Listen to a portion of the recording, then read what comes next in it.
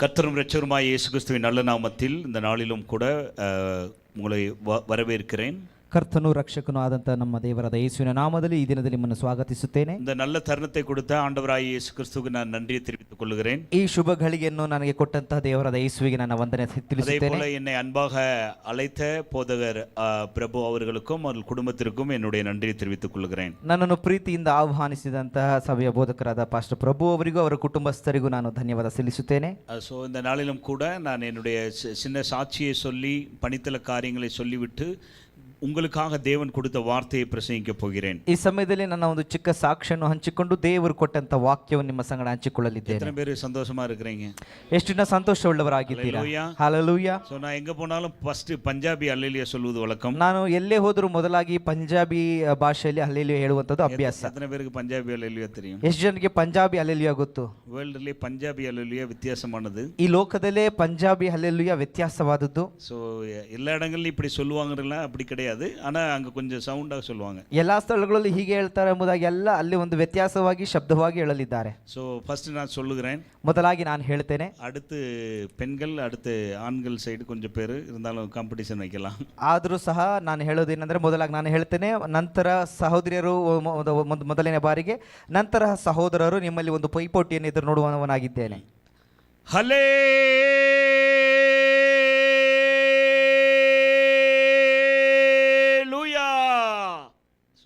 மாதிரி இருக்கும். ಈ ರೀತಿಯಾಗಿರುತ್ತದೆ. ಇருந்து அப்படியே எடுத்து அப்படியே கொண்டு போய் தேவனுக்கு மகிமை செலுத்துவது. ಅದು ಒಳಗಿಂದ ಆರಂಭವಾಗಿ ಹೊರಗಡೆ ಬಂದು ಅದಾಗಿ ದೇವರಿಗೆ ಸೇರುವಂತದ್ದಾಗಿರಬೇಕು. ஏன் அப்படின்னா ಯಾಕೆ ಹೀಗೆ ಎಂಬುದಾಗಿ ನೋಡುವಾಗ பஞ்சாப்ல வந்து ஆராதனை மட்டும் 4 மணி நேரம் பண்ணுவாங்க. ಪಂಜಾಬ್ ಪ್ರಾಂತ್ಯಗಳಲ್ಲಿ ಆರಾಧನೆ 4 ಗಂಟೆ ಮಾಡಲಿದ್ದಾರೆ. சில இடங்கள்ல 3 மணி நேரம், ಕೆಲವೊಂದು ಭಾಗಗಳಲ್ಲಿ 3 ಗಂಟೆಗಳ ಕಾಲ, சில நேரம் ஞாயிறு ஆராதனை 7 மணி நேரம் நடக்கும். ಕೆಲವೊಂದು ಬಾರಿ ಭಾನುವಾರದ ಆರಾಧನೆ 7 ಗಂಟೆಗಳ ಕಾಲ ನಡೆಯುತ್ತದೆ. சவுத்ல ஒரு காலத்துல அப்படி நடந்தது. ದಕ್ಷಿಣ ಭಾಗಗಳಲ್ಲಿ ಒಂದು ಕಾಲಘಟ್ಟಗಳಲ್ಲಿ ಹೀಗೆ ನಡೀತಾ ಇತ್ತು. சபைக்கு காலையில வந்துட்டு சாயங்காலம் தான் போவாங்க. ಸಭೆಗೆ ಬೆಳಗ್ಗೆ ಬಂದ್ರೆ ಸಂಜೆ ಮನೆಗೆ ಹೋಗ್ತಾ ಇದ್ರು. இப்ப பார்த்தோம்னா சபைக்கு வர்றதும் தெரியல போறதும் தெரியல. ಈಗ ಹೇಗಿದೆ ಅಂದ್ರೆ ಸಭೆಗೆ ಬರೋದೇ ಗೊತ್ತಿಲ್ಲ, ಹೋಗೋದು ಗೊತ್ತಿಲ್ಲ, ಆ ರೀತಿಯಾಗಿದೆ. அப்படியாக மாறிக்கொண்டிருக்கிறது. ಈ ರೀತಿಯಾಗಿ ಬದಲಾಗ್ತಾ ಇದೆ. ஸோ அங்கே வந்து இந்த மக்கள் வந்து உற்சாகப்படுத்துவதற்கும் அவங்க உற்சாகமானவங்க தான். நல்ல உற்சாகமாக நல்ல கைதட்டி நல்ல சத்தமா உற்சாகமாக பாடுவார்கள். ಅಲ್ಲಿರುವಂತಹ ಭಾಗದ ಜನರು ಉತ್ಸಾಹಭರಿತರಾಗಿ ಶಬ್ದವಾಗಿ ಏರು ಧ್ವನಿಯಿಂದ ಕೈಗಳನ್ನು ತಟ್ಟಿ ಹಾಡುವಂತವರಾಗಿದ್ದಾರೆ. பஞ்சாபியர் வந்து பாடலுக்கும் ஆடலுக்கும் பேர் போனவர்கள். ಪಂಜಾಬ್ ಪ್ರಾಂತ್ಯದಲ್ಲಿರುವಂತವರು ಹಾಡುವಂತದ್ದಕ್ಕೂ ನೃತ್ಯಕ್ಕೂ ಹೆಸರುವಾಸಿ. கிறிஸ்தவர்கள் மட்டுமல்ல, ಕ್ರೈಸ್ತರು ಮಾತ್ರವಲ್ಲ, பஞ்சாபியர்னு எடுத்துட்டாலே அவங்க பாடல்ல வந்து எக்ஸ்பர்ட்ஸ் அப்படின்னு சொல்லலாம். ಪಂಜಾಬ್ ರಾಜ್ಯಕ್ಕೆ ಸೇರಿದವರು ಹಾಡುವುದರಲ್ಲಿ ನಿಸ್ಸಿಮರು ಎಂಬುದಾಗಿ ಹೇಳಲ್ಪಡುತ್ತದೆ. உண்மையை சொல்லணும். இப்போ 2 பேர் பாடினாங்க பிள்ளைங்க, எத்தனை பேருக்கு தெரியுது எந்த ಲ್ಯಾಂಗ್ವೇಜ್ನ? ಇಬ್ರು ಇವಾಗ ಕಾಣಿಕೆ ಹಾಡನ್ನು ಹಾಡಿದ್ರು, ಎಷ್ಟು ಜನರಿಗೆ ಗೊತ್ತು ಇದು ಯಾವ ಭಾಷೆ ಎಂಬುದಾಗಿ? பஞ்சாபಿ. ಇದು ಪಂಜಾಬಿ ಭಾಷೆ. ஸோ கர்த்தருடைய நாமம் மகிமைப்படுவதாக. ಸೊ ದೇವರ ನಾಮಕ್ಕೆ ಮಹಿಮೆ ಉಂಟಾಗಲಿ. கர்த்தர் உங்கள் சபையை நேசிக்கிறார். ದೇವರು ನಿಮ್ಮ ಸಭೆಯನ್ನು ಪ್ರೀತಿಸುವವನಾಗಿದ್ದಾನೆ. இப்போ பெண்கள் நான் 1 2 3 சொன்னோடனே நீங்க சேரணும். ನಾನು 1 2 3 ಎಂಬುದಾಗಿ ಹೇಳುವಾಗ ಸಹೋದರಿಯರು ಅಲ್ಲೆಲ್ಲೂಯಾ ಹೇಳಬೇಕು. ನೀವು வீட்ல போயும் அப்பப்ப அடிக்கடி சொல்லுங்க. அப்படி ನೀವು ಮನೆಗಳಲ್ಲಿ ಹೋಗಿ ಆಗಾಗ ನೀವು ಇದನ್ನು ಅಭ್ಯಾಸ ಮಾಡಬಹುದು. 1 2 3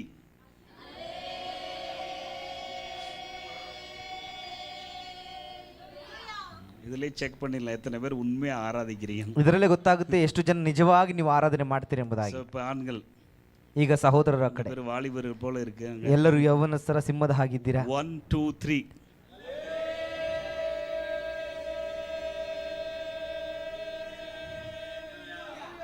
சுதாரிச்சுக்கிட்டீங்க நீங்க. அல்லேலூயா. கை தட்டுங்க, ஆண்டவருக்கு நன்றி செலுத்துவோம். ಕರಗಳನ್ನು ತಟ್ಟಿ ದೇವರನ್ನು ಮಹಿಮೆಪಡಿಸೋಣ. என்னுடைய பேர் சீனிவாசன். ನನ್ನ ಹೆಸರು ಶ್ರೀನಿವಾಸ್ ಎಂಬುದಾಗಿ. பிறந்தது வந்து தமிழ்நாட்டில் மதுரை மாவட்டம் சோழவந்தான் என்ற பகுதியில். ನಾನು ಹುಟ್ಟಿದ್ದು ತಮಿಳುನಾಡು ಭಾಗದ ಮಧುರೈ ಪ್ರಾಂತ್ಯದ ಸೋಳಪುರದಲ್ಲಿ ಎಂಬುದಾಗಿ. என்னுடைய குடும்பத்தில் அப்படியாக என்னை வளர்த்தார்கள்.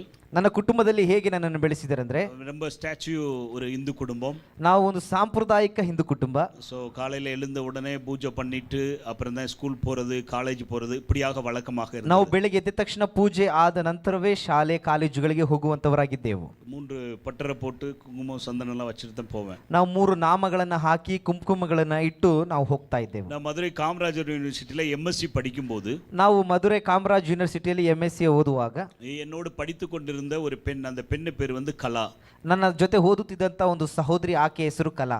அது இயேசுவை ஏற்றுக்கொண்டு இயேசுவுக்காக அதிக வைராக்கியமாக ஊழியம் பண்ணி கொண்டிருந்த பெண். ಆಕೆ ಯೇಸುವನ್ನು ಅಂಗೀಕರಿಸಿಕೊಂಡು ಯೇಸುವಿಗಾಗಿ ಬದುಕಿ ಯೇಸುವಿಗಾಗಿ ಸೇವೆ ಮಾಡುತ್ತಿದ್ದ ವೈರಾಗ್ಯವುಳ್ಳ ಸಹೋದರಿ. என்கிட்ட டெய்லி வந்து இயேசுதான் ரட்சகர், இயேசுவை ஏற்றுக்கொள் அப்படின்ட்டு சொல்லிக்கொண்டே இருக்கும். ನನ್ನ ಬಳಿ ಆಕೆ ಪ್ರತಿದಿನ ಬಂದು ಯೇಸುವೆ ನಿಜವಾದ ದೇವರು, ಯೇಸುವನ್ನು ಅಂಗೀಕರಿಸಿಕೊ ಎಂಬುದಾಗಿ ನನಗೆ ಹೇಳುತ್ತಿದ್ದರು. ஏன் என்கிட்ட வந்து அந்த பொண்ணு சொல்லுதுன்னா, ಯಾಕೆ ನನ್ನ ಬಳಿ ಆಕೆ ಹೇಳುತ್ತಾರೆ ಎಂಬುದನ್ನು ನೋಡುವಾಗ, 15 வயதிலிருந்து 20 வயது வரை பல பாவங்கள் அல்ல அடிமையா இருந்தேன். ನಾನು 15 ವಯಸ್ಸಿನಿಂದ 20 ವಯಸ್ಸಿನ ಒಳಗಿರುವಾಗ ಅನೇಕ ಪಾಪಗಳಿಗೆ ನಾನು ದಾಸನಾಗಿದ್ದೆ. வெளிப்புறமாக பக்தி உள்ளவனாக காட்டுவேன், ನಾನು ಹೊರಾಂಗಣದಿಂದ ಭಕ್ತಿ ಉಳ್ಳವನಾಗಿ ತೋರಿಸಲ್ಪಟ್ಟೆ. ஆனா உள்ள வந்து பல குப்பைகள். ಆದರೆ ನನ್ನ ಅಂತರಂಗದಲ್ಲಿ ಅನೇಕ ವಿಧವಾದ ಕಸಗಳು. ஒரு நாள் பைபிளை கொண்டு வந்துச்சு கிளாஸ்ல. ಒಂದು ದಿನ ಆಕೆ ತರಗತಿಗೆ ಸತ್ಯವೇದ ತಂದಳು. இயேசு நேசிக்கிறார், ಯೇಸುವನ್ನು ಪ್ರೀತಿಸುತ್ತಾರೆ, ನೀನು ಪಾಪಿ, இயேசுவை ஏற்றுக்கொள். ಯೇಸುವನ್ನು ಅಂಗೀಕರಿಸಿಕೋ. நான் கோபத்துல என்ன பண்ணிட்டேன்னா, அந்த பெண்ணோட கையில இருந்த பைபிளை தூக்கி எறிஞ்சிட்டேன். ನಾನು ಕೋಪದಲ್ಲಿ ಆಕೆಯ ಹಸ್ತಗಳಲ್ಲಿದ್ದಂಥ ಸತ್ಯವೇದವನ್ನು ನಾನು ಬೀಸಾಡಿದೆ. அந்த பெண்ணை அடிக்கலாம்னு போயிட்டேன்.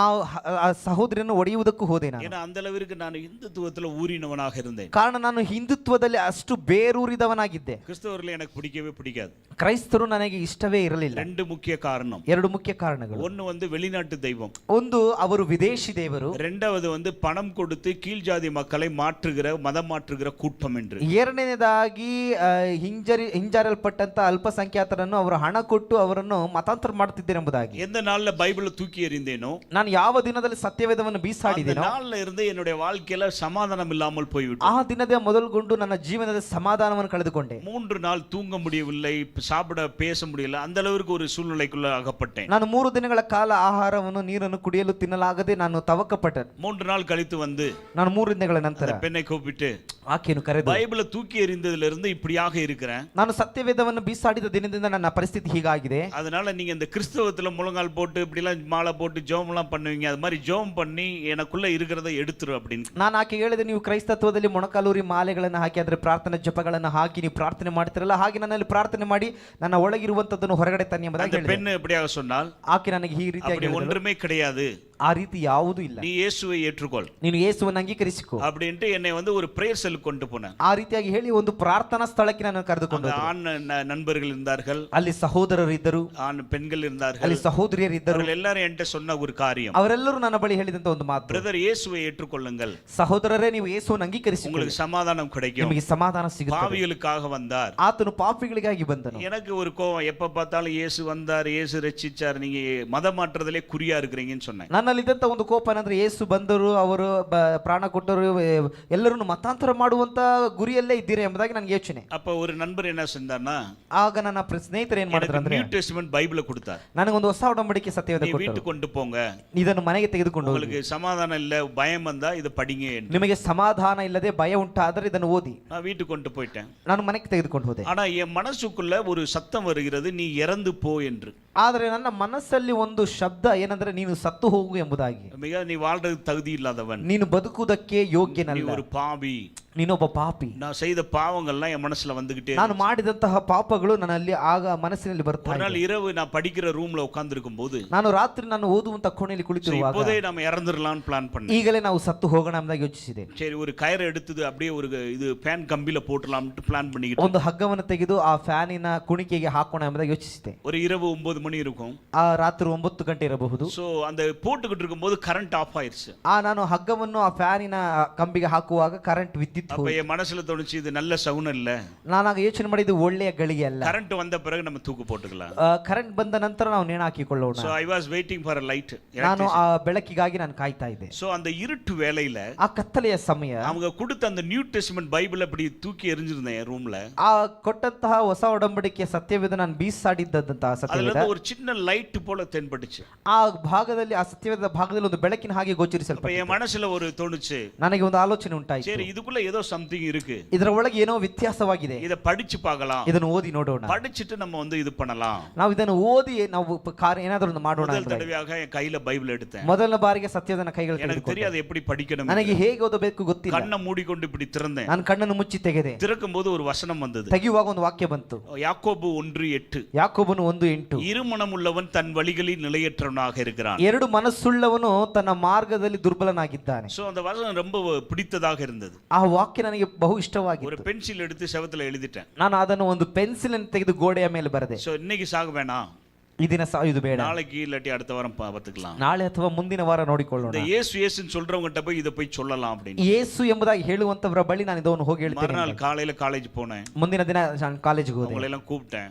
ಅವರೆಲ್ಲರನ್ನು ಕರೆದೆ. இந்த பைபிள்ல இருந்து நேத்து இப்படி வசனம் வந்துச்சு, ಈ ಸತ್ಯವೇದದಿಂದ ಈ ರೀತಿಯಾಗಿ ಒಂದು ವಾಕ್ಯ ಬಂತು, என்ன அப்படின்னு ಅದು கேட்டேன். ಏನು ಎಂಬುದಾಗಿ அவங்க ನೋಡಿದೆ. சிரித்தார்கள். ಅವರು ನಗುದ್ರು, அவர் சொன்னார்கள், ಅವರು ನಗಿದು ಹೇಳಿದ್ರು, ஆண்டவர் உன்னோடு பேசினார், ದೇವರು ನಿನ್ನ ಸಂಗಡ நீ ಮಾತನಾಡಿ ஆண்டவரை ஏற்றுக்கொள். ನೀನು ದೇವರನ್ನ ಅಂಗೀಕರಿಸಿ. நான் கோவப்பட்டேன் அவங்ககிட்ட. ನಾನು ಕೋಪಗೊಂಡೆ ಅವರ ಬಳಿ. எப்ப பார்த்தாலும் ஆண்டவரை ஏற்றுக்க, ஆண்டவர் பேசுறாரு, என்ன ஆண்டவர் இப்படியா பேசுவாரு? ನಾನು ಹೇಳಿದೆ, ನೋಡ ಏನಪ್ಪ ಯಾವಾಗ ನೋಡು ದೇವರು ಮಾತನಾಡಿದ್ದಾರೆ, ದೇವ್ರನ್ನ ಅಂಗೀಕರಿಸ್ಕೋ, ಹೀಗ ದೇವ್ರು ಮಾತನಾಡುವ. அவங்ககிட்ட சேலஞ்ச் பண்ணேன். ನಾನು ಅವರ ಬಳಿ ಸವಾಲು ಹಾಕಿದೆ. ஒரு மாணவன் யூனிவர்சிட்டில படிக்கிற மாணவன் தூக்கு போட்டு இறந்துட்டான்னு ஒரு நியூஸ் வரப்போகுது அப்படின்னு. ನಾನು ಅವರಿಗೆ ಹೇಳಿದೆ, ಒಬ್ಬ ವಿದ್ಯಾರ್ಥಿ ಶಾಲೆಗಳಲ್ಲಿ ಓದುವಂತ ಕಾಲೇಜಿನಲ್ಲಿ ಓದುವಂತ ವಿದ್ಯಾರ್ಥಿ ನೇಣಾಕಿ ಸತ್ತಿದೆ ಎಂಬ ಮಾಹಿತಿ ನಿಮಗೆ ಬರುತ್ತೆ ಎಂಬುದಾಗಿ ಹೇಳಿದೆ. அவர்கள் சொன்னார்கள், ಅವರು ಹೇಳಿದ್ರು, அது நடக்கவே நடக்காது, ಅದು ನಡೆಯುವುದು ಸಾಧ್ಯವಿಲ್ಲ, உங்களுக்காக நாங்க ஜெபிக்கிறோம், ಕಾರಣ ನಿಮಗಾಗಿ ನಾವು ಪ್ರಾರ್ಥಿಸ್ತಾ ಇದ್ದೇವೆ. ஆண்டவர் வசனத்தினால பேசியிருக்கிறார், ದೇವರು ವಾಕ್ಯದ ಮುಖಾಂತರ அதனால ಮಾತನಾಡಿದ್ದಾರೆ, நீங்க சாக முடியாது. ಆದ್ರಿಂದ ನೀವು ಸಾಯಲು ಸಾಧ್ಯವಿಲ್ಲ. ஒரே ஒரு வழி, ಒಂದೇ ಒಂದು ಮಾರ್ಗ, இயேசுவை நீங்க ஏற்றுக்கொள்ள வேண்டும். ಯೇಸುವನ್ನು ನೀನು ಅಂಗೀಕರಿಸಬೇಕು, நீங்க உங்களுடைய பாவத்தை அறிக்கையிடணும். ನಿಮ್ಮ ಪಾಪವನ್ನು ಅರಿಕೆ ಮಾಡಬೇಕು. நான் அந்த இடத்துல இருந்து வந்துட்டேன், ನಾನು ಆ ಸ್ಥಳದಿಂದ ಬಂದೆ, ஆனா எனக்கு சமாதானம் கிடைக்கல. ಆದ್ರೆ ನನಗೆ ಸಮಾಧಾನ ಸಿಗಲಿಲ್ಲ. அப்புறம் ஒரு 10 நாள் ஆனது. 10 ದಿನಗಳ ನಂತರ ஒரு இரவுல என் மாடி, எங்க வீட்டு மாடியில உட்கார்ந்திருந்தேன். ರಾತ್ರಿ ನಮ್ಮ ಮನೆಯ ಮೇಲ್ಛಾವಣಿಯಲ್ಲಿ ನಾನು அப்ப என் ಕುಳಿತಿದ್ದೆ. மனசுல தோணுச்சு,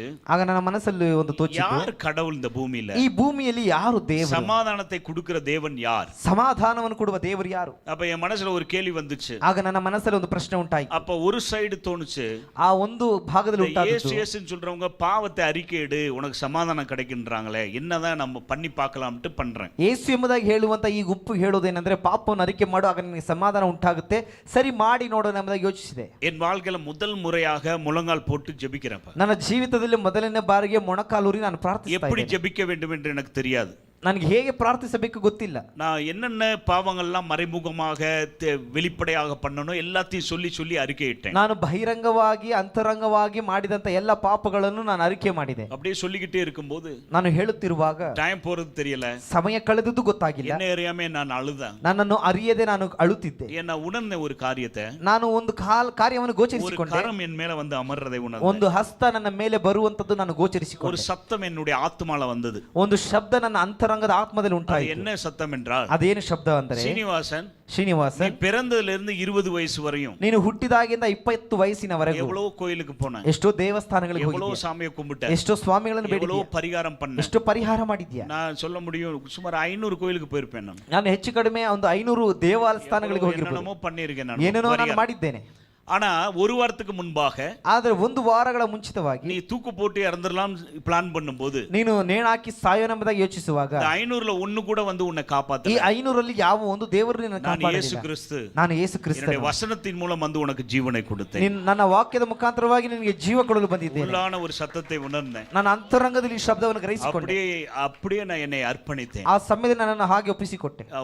அதை வாழ்நாள்ல அனுபவிக்காத ஒரு சமாதானத்தை அந்த நாள்ல, அந்த இரவுல நான் உணர்ந்தேன். ನನ್ನ ಜೀವಮಾನದಲ್ಲೇ ಎಂದಿಗೂ ಅನುಭವಿಸದೇ ಇರುವಂತ ಸಮಾಧಾನವನ್ನು ಆ ರಾತ್ರಿ ಅನುಭವಿಸಿದೆ. அன்னைக்கு இயேசுவை ஏற்றுக்கொண்டேன் சொந்த ரட்சகரா. ಆ ರಾತ್ರಿ ನಾನು ಯೇಸುವನ್ನು ಸ್ವಂತ ರಕ್ಷಕನಾಗಿ மறுநாள் என்னுடைய ಅಂಗೀಕರಿಸಿಕೊಂಡೆ. கரத்துல இந்த பைபிளை தூக்குனேன். ಮುಂದಿನ ದಿನ ಆ ಬೈಬಲ್ ನನ್ನ ಕರಗಳಲ್ಲಿ ತೆಗೆದುಕೊಂಡೆ. 25 வருடம் ஆகிவிட்டது. ಈಗ 25 ವರ್ಷಗಳಾಗಿದೆ. பைபிளை வைக்கவே இல்லை, ನಾನು ಬೈಬಲ್ ಅನ್ನು ಬಿಡಲೇ ಇಲ್ಲ, பின்வாங்கவே இல்லை. ಹಿಂಜರಿ ಹೋಗಲೇ ಇಲ್ಲ. உங்களுக்கு நன்றாக தெரியும், ನಿಮಗೆ ಚೆನ್ನಾಗಿ ಗೊತ್ತು, ஒரு இந்து குடும்பத்தில இருந்து வந்தா எவ்வளவு பிரச்சனைகள் வரும். ಒಂದು ಹಿಂದೂ ಕುಟುಂಬದಿಂದ ಬಂದಾಗ ಎಷ್ಟು ಸಮಸ್ಯೆಗಳು ಬರುತ್ತದೆ, பல பிரச்சனைகள் வந்தது. ಅನೇಕ ಸಮಸ್ಯೆಗಳು ಬಂದವು. ஆனால் தேவன் என்னை கரம் பிடித்து நடத்தினார். ದೇವರು ನನ್ನ ಕರ ಹಿಡಿದು ಆತ ನಡೆಸಿದ. அப்புறம் படிப்பை முடித்து திருச்சி பட்டணத்துக்கு போனேன். ನಾನು ನನ್ನ ವಿದ್ಯಾಭ್ಯಾಸ ಮುಗಿಸಿ அங்க ತಿರುಚಿ ಪಟ್ಟಣಕ್ಕೆ ಹೋದೆ. ஊழியம் பண்ணி கொண்டிருந்தோம். ಅಲ್ಲಿ ನಾನು ಸೇವೆಗಳನ್ನು ಮಾಡುತ್ತಿದ್ದೆ. அப்ப சின்ன சின்ன பிரேயர்ஸ் எல்லாம் அங்கங்க ஸ்டார்ட் பண்ணி, ಚಿಕ್ಕ ಚಿಕ್ಕ ಪ್ರಾರ್ಥನಾ ಗೋಪುರಗಳನ್ನು ಮಾಡ್ತಾ, அப்ப ஆண்டவர் ஒரு புத்தகத்தின் மூலம் எனக்கு பேசினார். ಆಗ ದೇವರು ಒಂದು ಪುಸ್ತಕದ ಮುಖಾಂತರ ನನ್ನ சாது சுந்தர் சிங், பஞ்சாபில பிறந்த ஒரு ஊழியக்காரர். ಸಾಧು ಸುಂದರ್ ಸಿಂಗ್ ಎಂಬುದಾಗಿ ಹೇಳುವಂತಹ ಒಬ್ಬ ಸೇವಕರು ಪಂಜಾಬ್ ಭಾಗದಲ್ಲಿ ಹುಟ್ಟಿದವರು. பஞ்சாபಿ, ಅವರು ಪಂಜಾಬಿಯವರು. சோ அவர் அங்க சீக்கிய குடும்பத்திலிருந்து ஆண்டவரால் தேர்ந்தெடுக்கப்பட்ட ಅವರು ಸಿಖ್ ಧರ್ಮದಿಂದ ದೇವರನ್ನು ಅಂಗೀಕರಿಸಿಕೊಟ್ಟಂತ ಒಬ್ಬ ಸೇವಕರು. தேவன் அவரை உலகம் முழுவதும் கொண்டு போய் பயன்படுத்தினார். ದೇವರು ಅವರನ್ನು ವಿಶ್ವದಾದ್ಯಂತ ಕರೆದುಕೊಂಡು ಹೋಗಿ ಸೇವೆ ಆತನ ಮಾಡಿಸಿದರು. அவருடைய மக்களுக்காக யார் மிஷனரியாக போவார் என்ற ஒரு கேள்வி வந்தது. ಆತನ ಜನರಿಗಾಗಿ ಯಾರು ಮಿಷನರಿಯಾಗಿ ಅದರ ಸೇವೆ ಮಾಡೋದಕ್ಕೆ ಹೋಗ್ತಾರೆ? நான் ஒப்பு கொடுத்தேன், நான் போறேன் ಆண்டவரೇ. ನಾನು ಒಪ್ಪಿಸಿಕೊಟ್ಟೆ, ದೇವರೇ ನಾನು ಹೋಗ್ತೇನೆ. சோ எனக்கு தெரியாது எப்படி போகும் என்று. ನನಗೆ ಗೊತ್ತಿಲ್ಲ ಅದು ಹೇಗೆ ಹೋಗ್ಬೇಕು. ಎಂಬುದಾಗಿ. அப்புறம் வந்து அங்கிருந்து நான் பீகாருக்கு போனேன். ಆ ಕಡೆಯಿಂದ ನಾನು ಬಿಹಾರ್ಗೆ ಹೋದೆ. பீகார்ல ஜேம்ஸ் என்ற ஊழியத்துல 4 வருடம் ஊழியம் இது மிஷனரியாக ஊழியம் பண்ணேன். ನಾನು ಬಿಹಾರಲ್ಲಿ ಜೇಮ್ಸ್ ಎಂಬುದಾಗಿ ಹೇಳುವಂತ ಕಡೆಯಲ್ಲಿ 4 ವರ್ಷ ಸೇವೆ ಮಾಡಿದೆ. சோ ஆண்டவர் என்னை உருவாக்கினார்.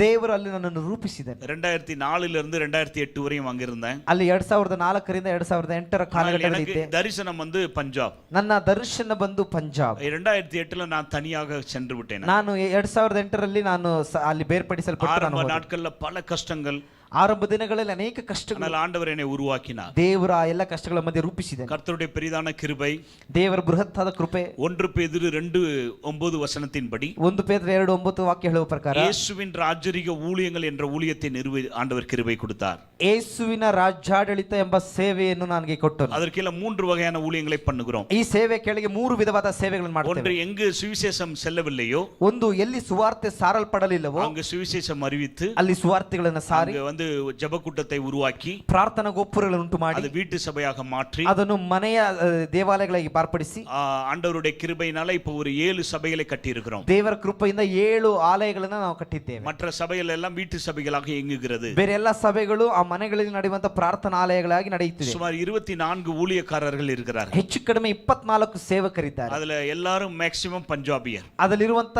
ಎಲ್ಲಾ ಜನರು ಪಂಜಾಬ್ ಪ್ರಾಂತ್ಯಕ್ಕೆ அங்க ಸೇರಿದವರು. பிறந்து தேவனால் அழைக்கப்பட்டு ஊழியம் பண்ணுகிற நபர்கள். ಅಲ್ಲೇ ಹುಟ್ಟಿ ದೇವರಿಂದ ಕರೆಯಲ್ಪಟ್ಟು ಅಲ್ಲೇ ಸೇವೆ ಮಾಡುವಂತ ಸಹೋದರರು. இரண்டாவது வந்து அநேகரை உருவாக்குகிறோம். ಎರಡನೇದಾಗಿ ನಾವು ಅನೇಕರನ್ನು ರೂಪಿಸುತ್ತಿದ್ದೇವೆ. பயிற்சி கொடுத்து உருவாக்குகிறோம். ಅವರಿಗೆ ತರಬೇತಿ ಕೊಟ್ಟು ರೂಪಿಸುತ್ತಿದ್ದೇವೆ. கர்த்தருடைய பெரிதான கிருபை, ದೇವರ ಬೃಹತ್ತಾದ ಕೃಪೆ. கடந்த 6 வருடம் சுமார் 600க்கு மேலான நபர்களை சிடிஎச் என்ற ப்ரோக்ராம் மூலம் அவங்களுக்கு கிராஜுவேஷன் கொடுத்து பயிற்சி கொடுத்திருக்கிறோம். ಕಳೆದ ವರ್ಷ CTH ಎಂಬುದಾಗಿ ಹೇಳುವಂತ ಒಂದು ತರಬೇತಿಯನ್ನು ಕೊಟ್ಟು ಹೆಚ್ಚು ಕಡಿಮೆ 600 ಜನರನ್ನ ನಾವು ತರಬೇತಿ ಕೊಟ್ಟಿದ್ದೇವೆ. இந்த வாரம் வந்து ஒரு 130 பேருக்கு கிராஜுவேஷன் கொடுக்க போகிறோம். ಈ ವಾರಗಳಲ್ಲಿ ಹೆಚ್ಚು ಕಡಿಮೆ 130 ಜನರಿಗೆ ನಾವು ಆ ಪದವಿಯನ್ನು ಕೊಡಲಿದ್ದೇವೆ. கர்த்தர் அப்படியாக நடத்தி கொண்டு வருகிறார். ದೇವರು ಈ ರೀತಿಯಾಗಿ ಸೇವೆಗಳನ್ನು ನಡೆಸುತ್ತಿದ್ದಾರೆ. மூன்றாவது வந்து நிறைய விதவைகளுக்கும் படிப்பு கொடுக்க முடியாத சூழ்நிலையில் இருக்கிற ஊழியர்களுடைய பிள்ளைகள், மற்ற கஷ்டப்படுகிற பிள்ளைகளுக்கு படிப்பு கொடுக்கிறோம். ಮೂರನೇದಾಗಿ ವಿಧವೆಗಳಿಗೂ ಹಾಗೂ ಸೇವಕರ ಮಕ್ಕಳಿಗೆ ಯಾವ ರೀತಿಯಾದಂತಹ ಕೊರತೆಗಳಿದೆಯೋ ವಿದ್ಯಾಭ್ಯಾಸದಲ್ಲಿ, ಹಾಗೂ ಸೇವಕರಲ್ಲದ ಮಕ್ಕಳಿಗೆ ಯಾವ ರೀತಿಯಾದ ಕೊರತೆಗಳಿದೆಯೋ ಆ ರೀತಿಯಾದ ಕೊರತೆಗಳನ್ನು ನೀಗಿಸುವುದಕ್ಕೆ ವಿದ್ಯಾಭ್ಯಾಸಗಳಿಗೆ ಸಹಾಯ ಮಾಡ್ತಾರೆ. கர்த்தர் இப்படியாக நடத்தி கொண்டு வருகிறார். ಈ ರೀತಿಯಾಗಿ ದೇವರು ನಮ್ಮ ಸೇವೆಗಳನ್ನು ನಡೆಸುತ್ತಿದ್ದಾರೆ. 2-3 போட்டோ உங்களுக்கு காண்பிக்க விரும்புகிறேன். ನಾನೊಂದು 2-3 ಭಾವಚಿತ್ರಗಳನ್ನ ನಿಮಗೆ ತೋರಿಸಲು எங்களோட ಬಯಸುತ್ತೇನೆ. பணிபுரிகிற ஊழியர்களை குறித்து. ನಮ್ಮ ಸಂಗಡ ಸೇವೆ ಮಾಡುವಂತ ಸೇವಕರ ಬಗ್ಗೆ. இவர் பேர் வந்து சோனு. ಇವರ ಹೆಸರು ಸೋನು ಎಂಬುದಾಗಿ. இவர் சீக்கிய குடும்பத்திலிருந்து வந்த நபர். ಇವರು ಸಿಖ್ ಕುಟುಂಬದಿಂದ ಬಂದಂತ ಸಹೋದರ. ஒரு கிராமத்துல ஊழியம் பண்ணி கொண்டிருக்கிறார். ಗ್ರಾಮದಲ್ಲಿ ಸೇವೆ ಮಾಡುತ್ತಿದ್ದಾರೆ. சிறு வயதிலே ஊழியத்திற்கென்று ஒப்பு கொடுத்தார். ಚಿಕ್ಕ ವಯಸ್ಸಿನಲ್ಲೇ ದೇವರ ಸೇವೆಗಾಗಿ ಒಪ್ಪಿಸಿಕೊಟ್ಟವರು. இவருக்கு 3 பிள்ளைகள். ಇವರಿಗೆ 3 ಮಕ್ಕಳು. அந்த கையில பிடித்திருக்கிற பிள்ளை பேர் வந்து மேரி.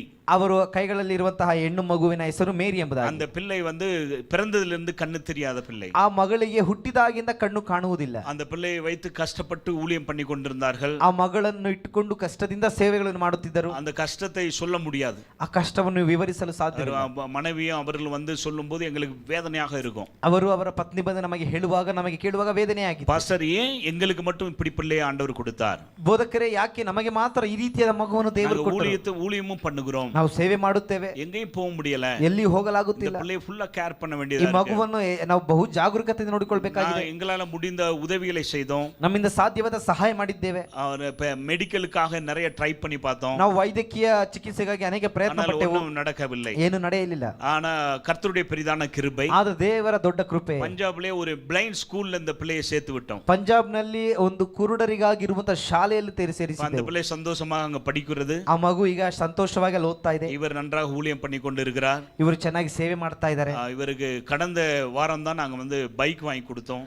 ಕಳೆದ ವಾರಗಳಲ್ಲಿ ಇವರಿಗೆ ನಾವು ಬೈಕ್ ಅನ್ನು ಖರೀದಿಸಿ ಕೊಟ್ಟೆವು. கர்த்தர் இவரை ஆசீர்வதித்து நடத்தி கொண்டிருக்கிறார். ದೇವರು ಇವರನ್ನು ಆಶೀರ್ವದಿಸಿ ನಡೆಸುತ್ತಿದ್ದಾರೆ. ஒரு வீட்டு சபை நடத்தி கொண்டிருக்கிறார். ಇವರು ಒಂದು ಮನೆಯ ಸಭೆ ನಡೆಸುತ್ತಿದ್ದಾರೆ. அவருடைய சபை, ಇದು ಅವರ ಸಭೆ. அதே போல அநேக நபர்கள் எங்களோடு இருக்கிறார்கள். ಈ ರೀತಿಯಾಗಿ ಅನೇಕರು ನಮ್ಮ ಸಂಗಡ ಸೇವೆಯಲ್ಲಿ ಇದ್ದಾರೆ. நீங்க பார்த்தீங்கன்னா அரண்டுருவீங்க, ஆச்சரியப்படுவீர்கள். ನೀವು ಕೇಳುವುದಾದ್ರೆ ಆಶ್ಚರ್ಯಪಡುತ್ತೀರಾ. எங்களோடு இணைந்து ஊழியம் பண்ணுகிற ஒவ்வொரு ஊழியர்களுடைய பின்புலங்களை பார்க்கும்போது கஷ்டமாக இருக்கும். ನೀವು ನಮ್ಮ ಸಂಗಡ ಸೇವೆ ಮಾಡುವಂತ ಪ್ರತಿಯೊಂದು ಸೇವಕರ ಹಿನ್ನೆಲೆ ನೋಡುವಾಗ ತುಂಬಾ ಕಷ್ಟವಾಗಿರುತ್ತೆ. அதன் மத்தியில வைராக்கியமாக தேவனுக்காக நிற்கிறார்கள். ಆದರೂ ಈ ಕಷ್ಟಗಳ ಮಧ್ಯೆ ವೈರಾಗ್ಯವಾಗಿ ದೇವರಿಗಾಗಿ ನಿಂತಿದ್ದಾರೆ. அவர்களோடு இணைந்து ಅವರ ಸಂಗಡ ನಾವು ಸೇರಿ அவர்களுக்கு உதவி செய்து ಅವರಿಗೆ ಸಹಾಯ ಮಾಡಿ அவர்களை பயிற்றுவித்து ಅವರಿಗೆ ತರಬೇತಿ ಕೊಟ್ಟು அவர்கள் மூலம் தேவனுடைய ராஜ்யத்தை கட்டுவதற்கு தேவன் கிருபை ಅವರ கொடுத்தார். ಮುಖಾಂತರ ನಾವು ದೇವ ರಾಜ್ಯವನ್ನು ಸೇರಿ ಕಟ್ಟುವುದಕ್ಕೆ ದೇವರು ನಮಗೆ ಕೃಪೆ இவங்க ಮಾಡಿದ್ದಾರೆ. பேர் வந்து குல்தீப். ಇವರ ಹೆಸರು ಕುಲ್ದೀಪ್ ಎಂಬುದಾಗಿ. இவருக்கு 4 பிள்ளைகள். ಇವರಿಗೆ 4 ಮಕ್ಕಳು. 4வது பிள்ளை கொஞ்சம் மென்டலி ரிட்டார்டட். ಈ 4ನೆಯ ಮಗುವಿಗೆ ಮಾನಸಿಕ ಅಸ್ವಸ್ಥತೆ ಇದೆ. ஆனா கர்த்தருடைய கிருபை, ದೇವರ ಕೃಪೆ, ஊழியத்துக்கு ஒப்பு கொடுத்து முழு வைராக்கியமாக இருக்கிறார். ದೇವರ ಸೇವೆಗೆ ಎಂಬುದಾಗಿ ಒಪ್ಪಿಸಿಕೊಟ್ಟು ಸಂಪೂರ್ಣ ವೈರಾಗ್ಯದಿಂದ ಇದ್ದಾರೆ. ಅನೇಕ ಸಾಕ್ಷಿகளை சொல்ல முடியும். ಈ ರೀತಿಯಾದ ಅನೇಕ ಸಾಕ್ಷಿಗಳನ್ನು ಹೇಳಬಹುದು. கர்த்தர் அப்படியாக நடத்தி கொண்டு வருகிறார். ದೇವರು ಈ ರೀತಿಯಾಗಿ ನಡೆಸುತ್ತಾ ಬರುತ್ತಿದ್ದಾರೆ. சோ அதனால எங்களுக்காக ஜெபித்துக் கொள்ளுங்கள். ಸೋ ಆದ್ದರಿಂದ ನಮಗಾಗಿ ಪ್ರಾರ್ಥಿಸಿಕೊಳ್ಳಿ. கர்த்தருடைய சித்தம் இருந்தால் நீங்கள் வாங்க பஞ்சாபிற்கு. ದೇವರ ಚಿತ್ತವಾದರೆ ಪಂಜಾಬ್ ಪ್ರಾಂತ್ಯಕ್ಕೆ ನೀವು ಬನ್ನಿ. எத்தனை பேருக்கு ஆசையா இருக்கு? ಎಷ್ಟು ಜನರಿಗೆ ಆಸೆಯಾಗಿದೆ? ஹல்லேலூயா. ಹಲ್ಲೆಲೂಯಾ. ஆமா, தேவனுடைய ராஜ்யத்தை கட்டுவதற்காக நாம் ஒன்றிணைக்க வேண்டும். ನಾವು ದೇವ ರಾಜ್ಯ ಕಟ್ಟುವುದಕ್ಕಾಗಿ ಒಗ್ಗಟ್ಟಾಗಿರಬೇಕು. சோ நான் வந்து இந்த நாள்ல கூட ஜெபித்தேன். ನಾನು ಇದರಲ್ಲಿ ಪ್ರಾರ್ಥಿಸುತ್ತಿದ್ದೆ. இந்த நாளுக்காக ஜெபிக்கும் போது ஆண்டவர் 2 காரியத்தை வெளிப்படுத்தினார். ನಾನು ಪ್ರಾರ್ಥನೆ ಮಾಡುವಾಗ ದೇವರು 2 ಕಾರ್ಯ ನನಗೆ ಗೋಚರಿಸಿದರು. முதல் காரியத்தை முதல் சர்வீஸ்ல நான் பேசினேன். ನಾನು ಮೊದಲನೇ ಕಾರ್ಯವನ್ನ ಮೊದಲನೇ ಆರಾಧನೆಯಲ್ಲಿ ಮಾತನಾಡಿದೆ. இரண்டாவது காரியத்தை இப்போது பேச போகிறேன். ನಾನು ಎರಡನೇ ಕಾರ್ಯವನ್ನು ಈಗ ಮಾತನಾಡಲಿದ್ದೇನೆ. திருப்பிக் கொள்வோம். ನಾವು ನಮ್ಮ ಸತ್ಯವೇದ 1 சாமுவேல் 1 ಸಮುವೇಲ 17வது அதிகாரம் 17ನೇ ಅಧ್ಯಾಯ 29வது ವಚனம். 29ನೇ ವಚನ. 1 சாமுவேல் 1 ಸಮುವೇಲ 17வது அதிகாரம் 17ನೇ ಅಧ್ಯಾಯ 29வது ವಚனம். 29ನೇ ವಾಕ್ಯ ವಾಸಿಕಲಾಂ. ನಾನೇನು ತಪ್ಪು ಮಾಡಿದೇನು, ಬರೀ ಮಾತಾಡಿದೇನಷ್ಟೇ ಎಂದು ಹೇಳಿ ಅವನನ್ನು ಬಿಟ್ಟು ಬೇರೆ ಕಡೆಗೆ ಹೋಗಿ ಹಾಗೇ ವಿಚಾರ ಮಾಡಲು. தாவீது கோலியாத்தை வீழ்த்துவதற்கு முன்பாக அதற்கு தாவீது, நான் இப்பொழுது செய்தது என்ன, நான் வந்ததற்கு முகாந்தரம் இல்லையா என்று சொல்லி. தாவீது கோலியாத்தை வீழ்த்துவதற்கு முன்பாக ದಾವೀದನು ಗೋಲಾಯತನನ್ನು ಆತನು ಸೋಲಿಸುವುದಕ್ಕೆ ಮುಂಚಿತವಾಗಿ இந்த ஒரு ஸ்டேட்மெண்ட் அவர் கொடுப்பார். ಈ ರೀತಿಯಾದ ಒಂದು ಮಾತನ್ನು ಆತನು ಹೇಳ್ತಾನೆ. இதோட பின்புலங்கள் நிறைய நமக்கு நன்றாக தெரியும். ಇದರ ಹಿನ್ನೆಲೆ ಭಾಗ ನಮಗೆ ಚೆನ್ನಾಗಿ ಗೊತ್ತು. இந்த நாளிலும் கூட நான் பேச போகிற தலைப்பு என்னவென்றால், ನಾನು ಇದನ್ನ ಮಾತನಾಡುವಂತ ವಿಷಯ ಏನೆಂದರೆ, என்ன முகாந்திரத்தோடு ஆண்டவர் என்னை அழைத்தார், ನನ್ನನ್ನು ಯಾವ ಉದ್ದೇಶದೊಂದಿಗೆ ದೇವರು ಕರೆದಿದ್ದಾರೆ, என்னை அழைத்ததற்கான முகாந்திரம் என்ன, ನನ್ನನ್ನು ಕರೆದಂತ ಉದ್ದೇಶವೇನು. எல்லாரும் வாயை திறந்து சொல்லுங்க. ಎಲ್ಲ ಬಾಯಿ ತೆಗೆದು ಹೇಳಿ. ಕನ್ನಡಲ್ಲ சொல்லுங்க. ಎಲ್ಲ ಬಾಯಿ ತೆಗೆದು ದೇವರು ನನ್ನನ್ನು ಕರೆದಂತ ಉದ್ದೇಶವೇನೆಂಬುದಾಗಿ ಹೇಳಿ. சொல்லுங்க, சத்தமா சொல்லுங்க. ಶಬ್ದವಾಗಿ ಹೇಳೋಣವೇ. நான் இடையில கையை பிடிக்க சொல்லுவேன், கை பிடிச்சு சொல்லுவேன், சொல்லணும். ನಾನು ಮಧ್ಯದಲ್ಲಿ ಪಕ್ಕದ ಕೈ ಹಿಡಿದು ಹೇಳಿ ಎಂಬುದಾಗಿ ಹೇಳ್ತೇನೆ, ಹೇಳಬೇಕು. அல்லேலூயா. ಹಲ್ಲೆಲೂಯಾ. உற்சாகமா அல்லேலூயா. ಉತ್ಸಾಹದಿಂದ ಹಲ್ಲೆಲೂಯಾ. இன்னொரு தடவை பஞ்சாபியಲ್ಲೇ சொல்லுவோமா? ಮತ್ತೊಂದು ವಾರ್ತಿ ಪಂಜಾಬಿ ಹಲ್ಲೆಲೂಯಾ ಹೇಳೋಣವಾ? அல்லேலூயா. வண்டி ஸ்லோவா போனா அதை கொஞ்சம் இது பண்ணா திருப்பி வண்டி இதை ஸ்டார்ட் ஆயிரும். அல்லேலூயா. கர்த்தர் உங்களை ஆசீர்வதிப்பாராக. ದೇವರು ನಿಮ್ಮನ್ನು ಆಶೀರ್ವದಿಸಲಿ. சோ ஆண்டவர் என்னை அழைத்த நோக்கம் என்ன? ದೇವರು ನನ್ನನ್ನು ಕರೆದ ಉದ್ದೇಶವೇನು? அந்த நோக்கம் அநேக காரியங்கள் வேதத்தில் சொல்லப்பட்டு ಈ இருக்கிறது. ಉದ್ದೇಶ ಸತ್ಯದಲ್ಲಿ ಅನೇಕ ಕಡೆ ಹೇಳಲ್ಪಟ್ಟಿದೆ. இந்த இடத்துல நான் பார்க்கிறோம், ನಾವು ಈ ಸ್ಥಳದಲ್ಲಿ ஒரு ನೋಡ್ತೇವೆ, சிறு பையன், ಒಂದು ಚಿಕ್ಕ ಹುಡುಗನು, அவனுடைய சகோதரர்கள் கேட்கிறார்கள், ಆತನ ಸಹೋದರರು ಕೇಳ್ತಾರೆ, உனக்கு என்ன தேவையா, ನಿನಗೇನು ಅವಶ್ಯಕತೆ ಇದೆಯಾ, வந்த வேலையை பார்த்து விட்டு போ என்று சொல்லுகிறார். ನೀನು ಬಂದಂತ ಕೆಲಸವನ್ನು ಮಾಡಿ ಹೋಗು. ஆனால் அவன் என்ன சொல்லுகிறான்? ಅದಕ್ಕೆ ಆತನ ಏನು ಹೇಳ್ತಾನೆ, நான் வந்ததற்கு முகாந்திரம் இல்லையா என்று சொல்லுகிறான். ನಾನು ಬಂದಿರುವುದಕ್ಕೆ ಕಾರಣವಿಲ್ಲವಾ ಎಂಬುದಾಗಿ ಆತನು ಕೇಳ್ತಾನೆ. ஆண்டவர் என்னை இங்கு அழைத்து வந்திருக்கிறார், ದೇವರು ನನ್ನನ್ನು ಕರೆದುಕೊಂಡು அதற்கு ಬಂದಿದ್ದಾನೆ, ஒரு முகாந்திரம் உண்டு. ಅದಕ್ಕೊಂದು ಉದ್ದೇಶವಿದೆ. எல்லாரும் சொல்லுங்க, முகாந்திரம் உண்டு. ಹೇಳಿ, ಉದ್ದೇಶವಿದೆ.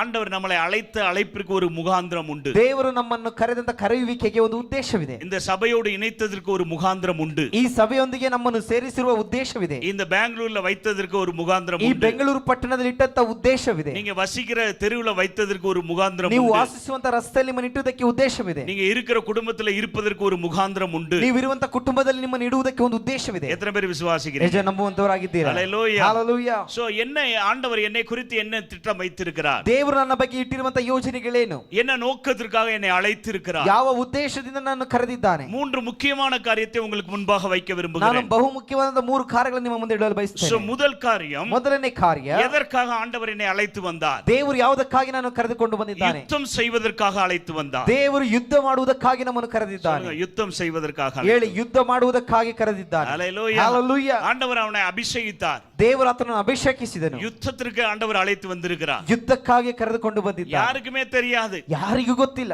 இவனுக்கு கூட தெரியாது. ಸ್ವತಃ ದಾವಿದನಿಗೂ ಗೊತ್ತಿಲ್ಲ. ஆனால் தேவன் ஒரு திட்டத்தை வைத்திருந்தார். ಆದರೂ ದೇವರ ಯೋಜನೆ ಹೊಂದಿತ್ತು. அந்த இடத்துல ஒரு பெரிய யுத்தம் இவன் மூலம் நடக்க போகிறது. ಈತನ ಮುಖಾಂತರವಾಗಿ ಒಂದು ದೊಡ್ಡ ಯುದ್ಧ ಅಲ್ಲಿ ಆ ಸ್ಥಳದಲ್ಲಿ ನಡೆಯಲಿದೆ. வரலாற்றிலே காணாத ஒரு யுத்தம், ಇತಿಹಾಸದಲ್ಲೇ ಕೇಳರಿಯದಂತ ಯುದ್ಧ, எந்த ஒரு ஆயுதம் ಇಲ್ಲದ ஒரு யுத்தம், ಯಾವುದೇ ಆಯುಧಗಳಿಲ್ಲದಂತ ಯುದ್ಧ, வயதுக்கு சம்பந்தம் இல்லாத ஒரு யுத்தம், ವಯಸ್ಸಿಗೆ ಸಂಬಂಧ ಪಡದೇ ಇರುವಂತ ಯುದ್ಧ, ஒரு தேசமே பயப்படுகிற ஒரு எதிரிக்கு முன்பாக ஒரு சிறு பையன் அந்த எதிரியை வீழ்த்துகிற ஒரு யுத்தம். ಒಬ್ಬ ಬೃಹತ್ ಗಾತ್ರದ ಮನುಷ್ಯನ ಮುಂದೆ ಒಂದು ದೇಶವೇ ನಡುಗುವಾಗ ಒಂದು ಚಿಕ್ಕನ ಆತನ ಎದುರು ನಿಲ್ಲುವಂತ ಒಂದು ಯುದ್ಧ.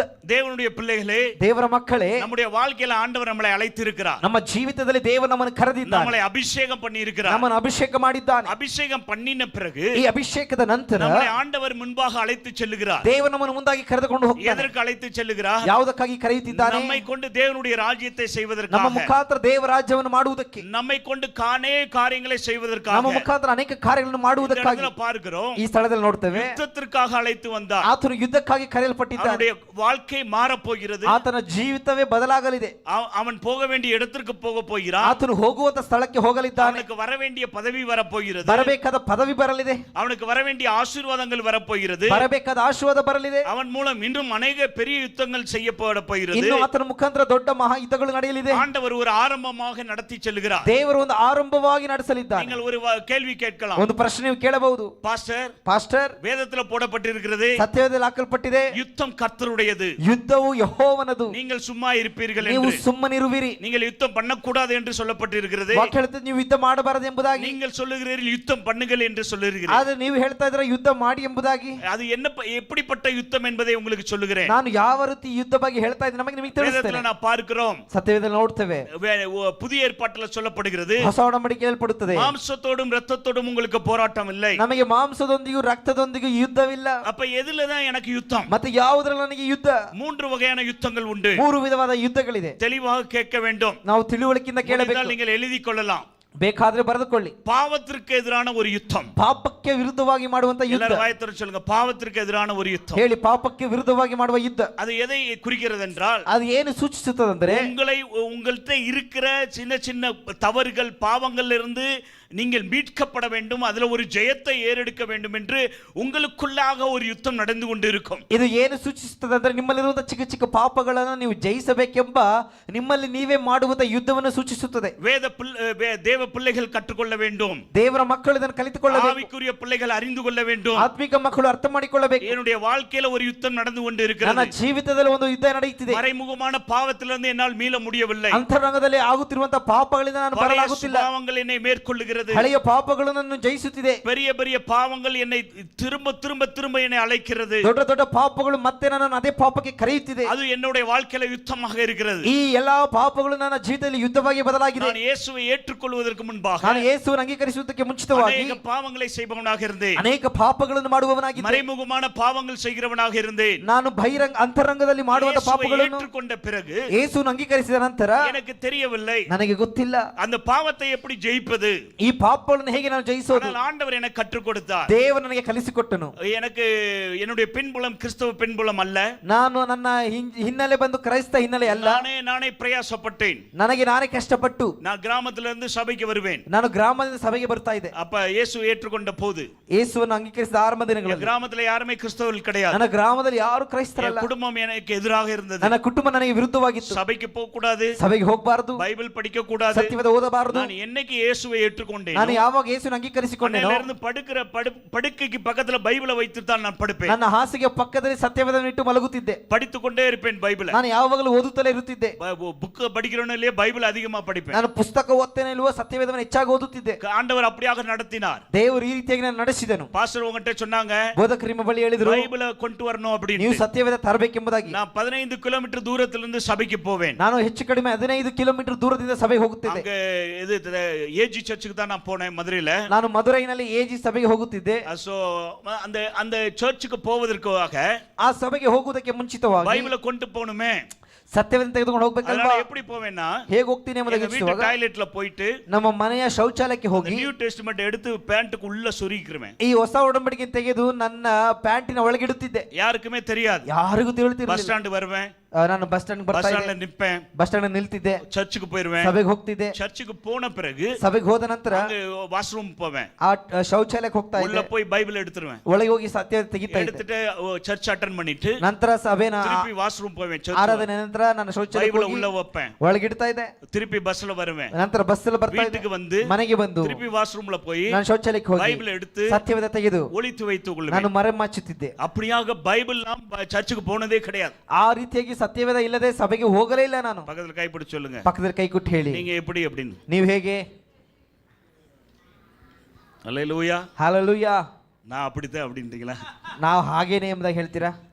அல்லேலூயா. ಹalleluya. என் வழி தனி வழி, ನನ್ನ ಮಾರ್ಗ ಬೇರೆ ಮಾರ್ಗ ಎಂಬುದಾಗಿ ಹೇಳ್ತೀರಾ? அதனாலதான் இந்த நாள்ல உங்கள் மத்தியில பிரசங்கம் பண்ணுறேன். ಅದಕ್ಕಾಗಿ ನಾನು ಈ ದಿನ ನಿಂತು ನಿಮ್ಮ ಮಧ್ಯೆ ಮಾತನಾಡ್ತಾ ಇದ್ದೇನೆ. கர்த்தர் ஆசீர்வதிப்பாராக. ದೇವರು ನಿಮ್ಮನ್ನು ಆಶೀರ್ವದಿಸಲಿ. சோ ஒரு யுத்தம் உண்டு. ಸೊ ಆದ್ರಿಂದ ಒಂದು ಯುದ್ಧವಿದೆ. அநேக மறைமுகமான பாவங்களை மேற்கொள்ள முடியவில்லை. ಅನೇಕ ಅಂತರಂಗದ ಪಾಪಗಳನ್ನು ಜಯಿಸಲಾಗಲಿಲ್ಲ. அது மேற்கொள்ள வேண்டும் என்றால் ಅದು ಜಯಿಸಬೇಕಾದ್ರೆ என்ன தேவை என்றால் ಅದಕ್ಕೆ ಅವಶ್ಯಕತೆ நாம் ಏನಂದ್ರೆ அபிஷேகத்துல வளர வேண்டும். ನಾವು ಅಭಿಷೇಕದಲ್ಲಿ ಬೆಳೆಯಬೇಕು. நீங்க எந்த அளவுக்கு அபிஷேகத்துல வளர்றீங்களோ ನೀವು ಎಷ್ಟಾಗಿ ಅಭಿಷೇಕದಲ್ಲಿ ಬೆಳಿತೀರೋ நீங்க ஜெயம் கொள்ள முடியும். ನೀವು ಜಯಿಸಬಹುದು. எத்தனை பேர் விசுவாசிகள்? ಹೇಗೆ ನಂಬುತ್ತೀರಾ? பாவத்திற்கு எதிரான யுத்தத்துல நீங்க ஜெயிக்க வேண்டும் என்றால் ಪಾಪಕ್ಕೆ ವಿರುದ್ಧವಾದ ಯುದ್ಧದಲ್ಲಿ ನೀವು ಜಯಿಸಬೇಕಾದ್ರೆ நீங்க வந்து நல்ல அபிஷேகத்துல வளர வேண்டும். ನೀವು ಅಭಿಷೇಕದಲ್ಲಿ ಚೆನ್ನಾಗಿ ஆண்டவர் ಬೆಳೆಯಬೇಕು. அதை விரும்புகிறார். ದೇವರದನ್ನು ಬಯಸ್ತಾರೆ. இரண்டாவது ஒரு யுத்தம் உண்டு. ಎರಡನೇ ಒಂದು ಯುದ್ಧವಿದೆ. அது என்ன யுத்தம்? ಅದೇನು ಯುದ್ಧ? ஓ பிசாசுக்கு எதிரான யுத்தம். ಸೈತಾನನಿಗೆ ವಿರುದ್ಧವಾದ ಯುದ್ಧ. நாம் வேதத்துல நான் பார்க்கிறோம். ಸತ್ಯವೇದ ನಾವು ನೋಡ್ತೇವೆ. பிசாசுக்கு எதிரான யுத்தம் இயேசுவோட வாழ்க்கையிலும் நடைபெற்றது. ಸೈತಾನನಿಗೆ ವಿರುದ್ಧವಾದ ಯುದ್ಧ ಯೇಸುವಿನ ಜೀವಿತದಲ್ಲೂ ನಡೆಯಿತು. தேவனுடைய ராஜ்யத்துல வருகிறார், ದೇವರ ರಾಜ್ಯದಲ್ಲಿ ಬರ್ತಾನೆ, ஊழியம் ஆரம்பிக்கிறார், ಸೇವೆ ಆರಂಭಿಸ್ತಾನೆ, 40 நாள் உபவாசம் 40 ದಿನ ஜெயித்தார். ಉಪವಾಸ ಮಾಡ್ತಾನೆ. பிசாசுனோட போராட்டம் வந்தது. ಸೈತಾನನ ಸಂಗಡ ಹೋರಾಟ. அதை எப்படி ஜெயித்தார் என்றால் ಅದನ್ನು ಹೇಗೆ ಜಯಿಸಿದನೆಂದ್ರೆ வேத வசனம் தேவைப்பட்டது. ಸತ್ಯವೇದ ವಾಕ್ಯಗಳು அவர் ಬೇಕಾಗಿತ್ತು. 30 வயது வரையும் வேத வசனத்தை படித்தவராக இருந்தார். ಆತನು 30 ವಯಸ್ಸಿನವರೆಗೆ ಸತ್ಯವೇದಗಳನ್ನು அவர் கேட்கிற ಓದಿದವನಾಗಿದ್ದರು. ஒவ்வொரு கேள்விகளுக்கும் பதிலை கொடுத்தார். ಆತನು ಕೇಳುವ ಸೈತಾನ ಕೇಳುವ ಒಂದು ಪ್ರತಿ ಪ್ರಶ್ನೆಗೂ ಆತನು ಉತ್ತರ ಕೊಡ್ತಾ ಇದ್ದ. அநேக நேரங்கள்ல ಅನೇಕ ಸಮಯಗಳಲ್ಲಿ பிசாசு டைரக்ட்டா வந்து உங்களை கெடுக்க மாட்டான். ಸೈತಾನ ನಿಮ್ಮನ್ನು ನೇರವಾಗಿ ಬಂದು ಹಾಳು ಮಾಡೋದಿಲ್ಲ. உங்களோட மைண்ட தான் அட்டாக் பண்ணுவான். ಮೊದಲಾಗಿ ನಿಮ್ಮ ಮನಸ್ಸನ್ನು ಅಟ್ಯಾಕ್ மைண்ட ಮಾಡ್ತಾನೆ. கன்ஃபியூஸ் பண்ணுவான். ನಿಮ್ಮ ಮನಸ್ಸು ಗೊಂದಲಪಡಿಸ್ತಾನೆ. அதை டைவர்ட் பண்ணுவான். ಅದನ್ನು ಬದಲಾಯಿಸ್ತಾನೆ. வாலிப பிள்ளைகள் கவனமாக கேளுங்க. ಯೌವನಸ್ಥರು ಗಮನವಾಗಿ நான் ಕೇಳಿ. வாலிபத்திலிருந்து வந்த மனிதன். ನಾನು ಯೌವನ ಪ್ರಾಯದಲ್ಲಿ எனக்கு ಬಂದಪ್ಪ. நன்றாக தெரியும். ನನಗೆ ಚೆನ್ನಾಗಿ ಗೊತ್ತು. அதனால வாலிபன் தன் வழியை எதனால் சுத்தம் பண்ணுவான்? ಯೌವನಸ್ಥನು ತನ್ನ ಮಾರ್ಗವನ್ನು ಯಾವುದರಿಂದ தேவனுடைய ಶುದ್ಧಗೊಳಿಸುತ್ತಾನೆ? வாயிலிருந்து வருகிற ஒவ்வொரு வார்த்தையினால சுத்தம் பண்ணுவான். ದೇವರ ಬಾಯಿಂದ ಹೊರಡುವ ಪ್ರತಿಯೊಂದು ಮಾತುಗಳಿಂದ ಶುದ್ಧಗೊಳಿಸುತ್ತಾನೆ. இந்த காலத்துல நான் பார்க்கிறோம், ಈ ದಿನಗಳಲ್ಲಿ ನಾವು ನೋಡ್ತೇವೆ நிறைய தேவ பிள்ளைகள் அதை பிசாசை மேற்கொள்ள முடியவில்லை. ಅನೇಕ ದೇವರ ಮಕ್ಕಳು ಸೈತಾನನ್ನು ಜಯಿಸಲಾಗುತ್ತಿಲ್ಲ. அதாவது பிசாசின் தந்திரங்களை மேற்கொள்ள முடியவில்லை. ಸೈತಾನನ ಕುತಂತ್ರಗಳನ್ನು ಜಯಿಸಲಾಗುತ್ತಿಲ್ಲ. அதற்கு என்ன தேவை என்றால் ಇದಕ್ಕೆಲ್ಲ ಏನು ಬೇಕೆಂದ್ರೆ தேவனுடைய வசனம் நிரப்பப்பட வேண்டும். ದೇವರ ವಾಕ್ಯದಿಂದ ಅವರು ತುಂಬಿಸಲ್ಪಡಬೇಕು. ஞாயிறு ஆராதனையில் கேட்கிற வார்த்தை மட்டுமல்ல, ಭಾನುವಾರ ಕೇಳುವಂತ ವಾಕ್ಯ ಮಾತ್ರವಲ್ಲ, தனிப்பட்ட விதத்துல உட்கார்ந்து பைபிள் படிக்க வேண்டும். ನೀವು ವೈಯಕ್ತಿಕ ರೀತಿಯಲ್ಲಿ ಕುಳಿತು ಕೋಣೆಗಳಲ್ಲಿ ದೇವರ ವಾಕ್ಯ ಕೇಳಬೇಕು. அநேக தேவ பிள்ளைகளோட வீட்டுல பைபிள் அலமாரியில தான் இருக்கிறது. ಅನೇಕ ದೇವರ ಮಕ್ಕಳ ಬೈಬಲ್ಗಳು ಯಾವುದೋ ಒಂದು ಕೋಣೆಯಲ್ಲಿ ಇದೆ. அத தூசி தட்டி அப்படியே கூட அப்படியே வச்சிருக்காங்க. ಅದನ್ನು ಧೂಳು ಹಿಡಿಯುವಂತೆ ಹಾಗೆ ಬಿಟ್ಟಿದ್ದಾರೆ. சண்டே வந்து பாஸ்டர் திட்டுவார், கொண்டு போகணும். ಭಾನುವಾರ ಬೋಧಕರು ಬೈತಾರೆ, ತೆಗೆದುಕೊಂಡು ಹೋಗ್ಬೇಕೆಂಬುದಾಗಿ ಹೇಳ್ತಾರೆ. அப்ப எப்படி பிசாசை மேற்கொள்ள முடியும்? ಮತ್ತೆ ಸೈತಾನನ್ನು ಜಯಿಸೋದು ಹೇಗೆ? பிசாசோட தந்திரங்களை எப்படி மேற்கொள்ள முடியும்? ಸೈತಾನನ ಕುತಂತ್ರಗಳನ್ನು ಜಯಿಸೋದು அந்த ಹೇಗೆ? யுத்தத்துல எப்படி ஜெயிக்க முடியும்? ಯುದ್ಧಗಳನ್ನು ಜಯಿಸೋದು ಹೇಗೆ? வசனம் தேவைப்படுகிறது. ವಾಕ್ಯ ಬೇಕಾಗಿದೆಯಲ್ಲ. வசனத்துக்கு பஞ்சம் வந்து விட்டது. ವಾಕ್ಯಕ್ಕೆ ಅಭಾವ ಉಂಟಾಗಿದೆ. தேவன் நமக்காக பேசுகிற ரேமா வார்த்தை எங்க? ದೇವರು ನಮಗಾಗಿ ಮಾತನಾಡುವಂತ ರೇಮಾ ವಾಕ್ಯ ಇಲ್ಲಿ. கடைசியாக ஆண்டவர் உங்களோட எந்த வசனத்துல இடைப்பட்டார்? ದೇವರು ಕೊನೆಯದಾಗಿ ಯಾವ ವಾಕ್ಯದೊಂದಿಗೆ ನಿಮ್ಮ ಸಂಗಡ ಮಾತನಾಡಿದರು? போதகர் மூலம் பேசின வார்த்தை உங்களுக்கு வந்ததா? ದೇವರ ಸೇವಕರ ಸಂಗಡ ಮಾತನಾಡಿದ ವಾಕ್ಯಗಳು ನಿಮಗೆ ಬಂತಾ? பைபிளை உட்கார்ந்து படிக்கும்போது தேவன் பேசினாரா? ಅಥವಾ ಸತ್ಯವೇದ ಧ್ಯಾನಿಸುವಾಗ ದೇವರು ಮಾತನಾಡಿದನಾ? பெரிய கேள்விக்குறியாக இருக்கிறது. ಇದೆಲ್ಲ ದೊಡ್ಡ ಪ್ರಶ್ನಾತೀತವಾಗಿದೆ. நீங்க பிசாசை எதிர்த்து ஜெயிக்க வேண்டும் என்றால், ನೀವು ಸೈತಾನನ್ನು ಎದುರಿಸಿ ಅದನ್ನು ಜಯಿಸಬೇಕಾದ್ರೆ வசனம் தேவைப்படுகிறது. ನಿಮಗೆ ವಾಕ್ಯಗಳ ಅವಶ್ಯಕತೆ ಇದೆ. வசனத்தை குறித்து அதே காரியங்களை சொல்ல முடியும். ವಾಕ್ಯಗಳ ಕುರಿತು ಅದೇ ನಿಮಗೆ ಹೇಳುತ್ತದೆ. 1000 சர்வாயுத வர்க்கங்களை தரித்துக் கொள்ளுங்கள். ಸಕಲ ಸರ್ವ ಆಯುಧಗಳನ್ನು ಧರಿಸಿಕೊಂಡು அதுல 5ஐ தரித்துக் கொள்ளுங்கள். ಅದನ್ನು ಧರಿಸಿಕೊಂಡವರಾಗಿ ஒரே ஒரு பட்டயமாகிய வேத வசனத்தை எடுத்துக் கொள்ளுங்கள் என்று போடப்பட்டிருக்கிறது. ನೀವು ಖಡ್ಗವ ದೇವರ ವಾಕ್ಯವೆಂಬ ಖಡ್ಗವನ್ನು ಧರಿಸಿಕೊಳ್ಳಿ ಎಂಬುದಾಗಿ. இதை வைத்து தான் நம்ம போராட முடியும். ನಾವು ಈ ವಾಕ್ಯವನ್ನು ಇಟ್ಟು ನಾವು ಹೋರಾಡಬೇಕು. உங்களுடைய வாழ்க்கையில வசனம் இல்லை என்றால், ನಿಮ್ಮ ಜೀವಿತಗಳಲ್ಲಿ ದೇವರ ವಾಕ್ಯ ಇಲ್ಲವಾದರೆ அநேக தோல்விகளை சந்திப்பீர்கள். ಅನೇಕ ಸೋಲುಗಳು ಉಂಟಾಗುತ್ತದೆ. பக்கத்துல கைப்பிடி சொல்லுங்க. ಪಕ್ಕದವರ ಕೈ ಕೊಟ್ಟು ಹೇಳಿ, வசனம் இல்ல அப்படின்னா ನಿಮ್ಮಲ್ಲಿ ವಾಕ್ಯ ಇಲ್ಲವಾದರೆ வாழ்க்கையில தோல்விகள் அதிகம் ನಿಮ್ಮ வரும். ಜೀವಿತದಲ್ಲಿ ಸೋಲು ಹೆಚ್ಚಾಗಿದೆ. அதுதான் தாவீது சொல்லுகிறார். ದಾವೀದನು ಹೇಳ್ತಾನೆ, என்ன சொல்லுகிறார்? ಏನ್ ಹೇಳ್ತಾನೆ? இரவும் பகலும் வேதத்தில் தியானமாக இருங்கள். ಹಗಲು ಇರುಳು ಆತನ ಸತ್ಯವೇದದಲ್ಲಿ ಧ್ಯಾನಿಸುವವರಾಗಿ. அடுத்த வசனம் சொல்லப்படுகிறது, ಮುಂದಿನ ವಾಕ್ಯ ಹೇಳುತ್ತದೆ, நீங்க செய்வதெல்லாம் வாய்க்க பண்ணும். ಆಗ ನೀವು ಮಾಡುವಂತದ್ದೆಲ್ಲವೂ ಸಫಲವಾಗುತ್ತದೆ. எத்தனை பேருக்கு ஆசை? ಜನರಿಗೆ ಆಸೆ, நான் செய்வதெல்லாம் வாய்க்கணும், ನಾನು ಮಾಡುವಂತದ್ದೆಲ್ಲ நான் ಸಫಲವಾಗಬೇಕು, எடுக்கிற முடிவெல்லாம் நடக்கணும், ನಾನು ಮಾಡುವಂತ ತೀರ್ಮಾನಗಳು நான் ನಡೆಯಬೇಕು, நினைக்கிற காரியங்கள்லாம் ನಾನು நடக்கணும். ಯೋಚಿಸುವ ಕಾರ್ಯ ನಡೆಯಬೇಕು. நீங்க வேதத்துக்கு முன்னுரிமை கொடுக்க வேண்டும். ನೀವು ದೇವರ ವಾಕ್ಯಕ್ಕೆ ಪ್ರಾಮುಖ್ಯತೆ ಕೊಡಬೇಕು. வசனம் உங்கள் காதுக்குள் செல்ல வேண்டும். ದೇವರ ವಾಕ್ಯ ನಿಮ್ಮ ಕಿವಿಗಳ ಒಳಗೆ ಹೋಗಬೇಕು, உங்க இதயத்துக்குள்ள செல்ல வேண்டும். ನಿಮ್ಮ ಹೃದಯದ ಒಳಗೆ ಹೋಗಬೇಕು. வசனமாகிய விதை உங்களுக்குள்ள விதைக்கப்பட ಈ வேண்டும். ವಾಕ್ಯವೆಂಬ ಬೀಜ ನಿಮ್ಮ ಹೃದಯದಲ್ಲಿ அதற்கு ಬಿತ್ತಲ್ಪಡಬೇಕು, நீங்கள் ஒப்பு கொடுக்க வேண்டும். ಅದಕ್ಕೆ ನಿಮ್ಮನ್ನು ಒಪ್ಪಿಸಿಕೊಡಬೇಕು. அப்ப இருக்கும்போது என்ன நடக்கும்? ಹೀಗೆ ಮಾಡುವಾಗ ನಮ್ಮಲ್ಲಿ ಏನ್ ನಡೆಯುತ್ತದೆ? பிசாசு உங்களை தந்திரமாக உங்களை வீழ்த்த நினைக்கும் போது ಸೈತಾನ ಕುತಂತ್ರದಿಂದ ನಿಮ್ಮನ್ನು ಬೀಳಿಸಲು அந்த யுத்தத்தில் ಪ್ರಯತ್ನಿಸುವಾಗ நீங்கள் ஜெயத்தை ಆ பெற்றுக்கொள்வீர்கள். ಯುದ್ಧಗಳಲ್ಲಿ ನೀವು ವಾಕ್ಯದ ಮುಖಾಂತರ ಜಯವನ್ನು ಹೊಂದಲಿದ್ದೀರಾ. அல்லேலூயா, ಹalleluya, அல்லேலூயா. ಹalleluya. ஆண்டவர் உங்களை எதற்கு அழைத்திருக்கிறார்? ದೇವರು ನಿಮ್ಮನ್ನು ಯಾವುದಕ್ಕೆ ಕರೆದಿದ್ದಾನೆ? யுத்தம் பண்ணுவதற்காகத்தானே. ಯುದ್ಧ ಮಾಡುವುದಕ್ಕಾಗಲ್ಲವೋ? யுத்தம் பண்ணுவதற்காகத்தானே. ಯುದ್ಧ ಮಾಡುವುದಕ್ಕಾಗಲ್ಲವೋ? So, மூன்றாவது என்ன யுத்தம் என்றால், ಮೂರನೇದಾಗಿ ಯಾವ ಯುದ್ಧ ಎಂದರೆ ஸ்ட்ராங் ஹோல்ட்ஸ்க்கு எதிரான யுத்தம். ನಾವು ಬಲವಾದಂತ ಈ ಕಾರ್ಯಗಳ ವಿರುದ್ಧವಾಗಿ ಮಾಡುವಂತದ್ದು. அரண்கள், ಅದು ನಾವು ಹೇಳುವಾಗ ವಾಯುಮಂಡಲಗಳು.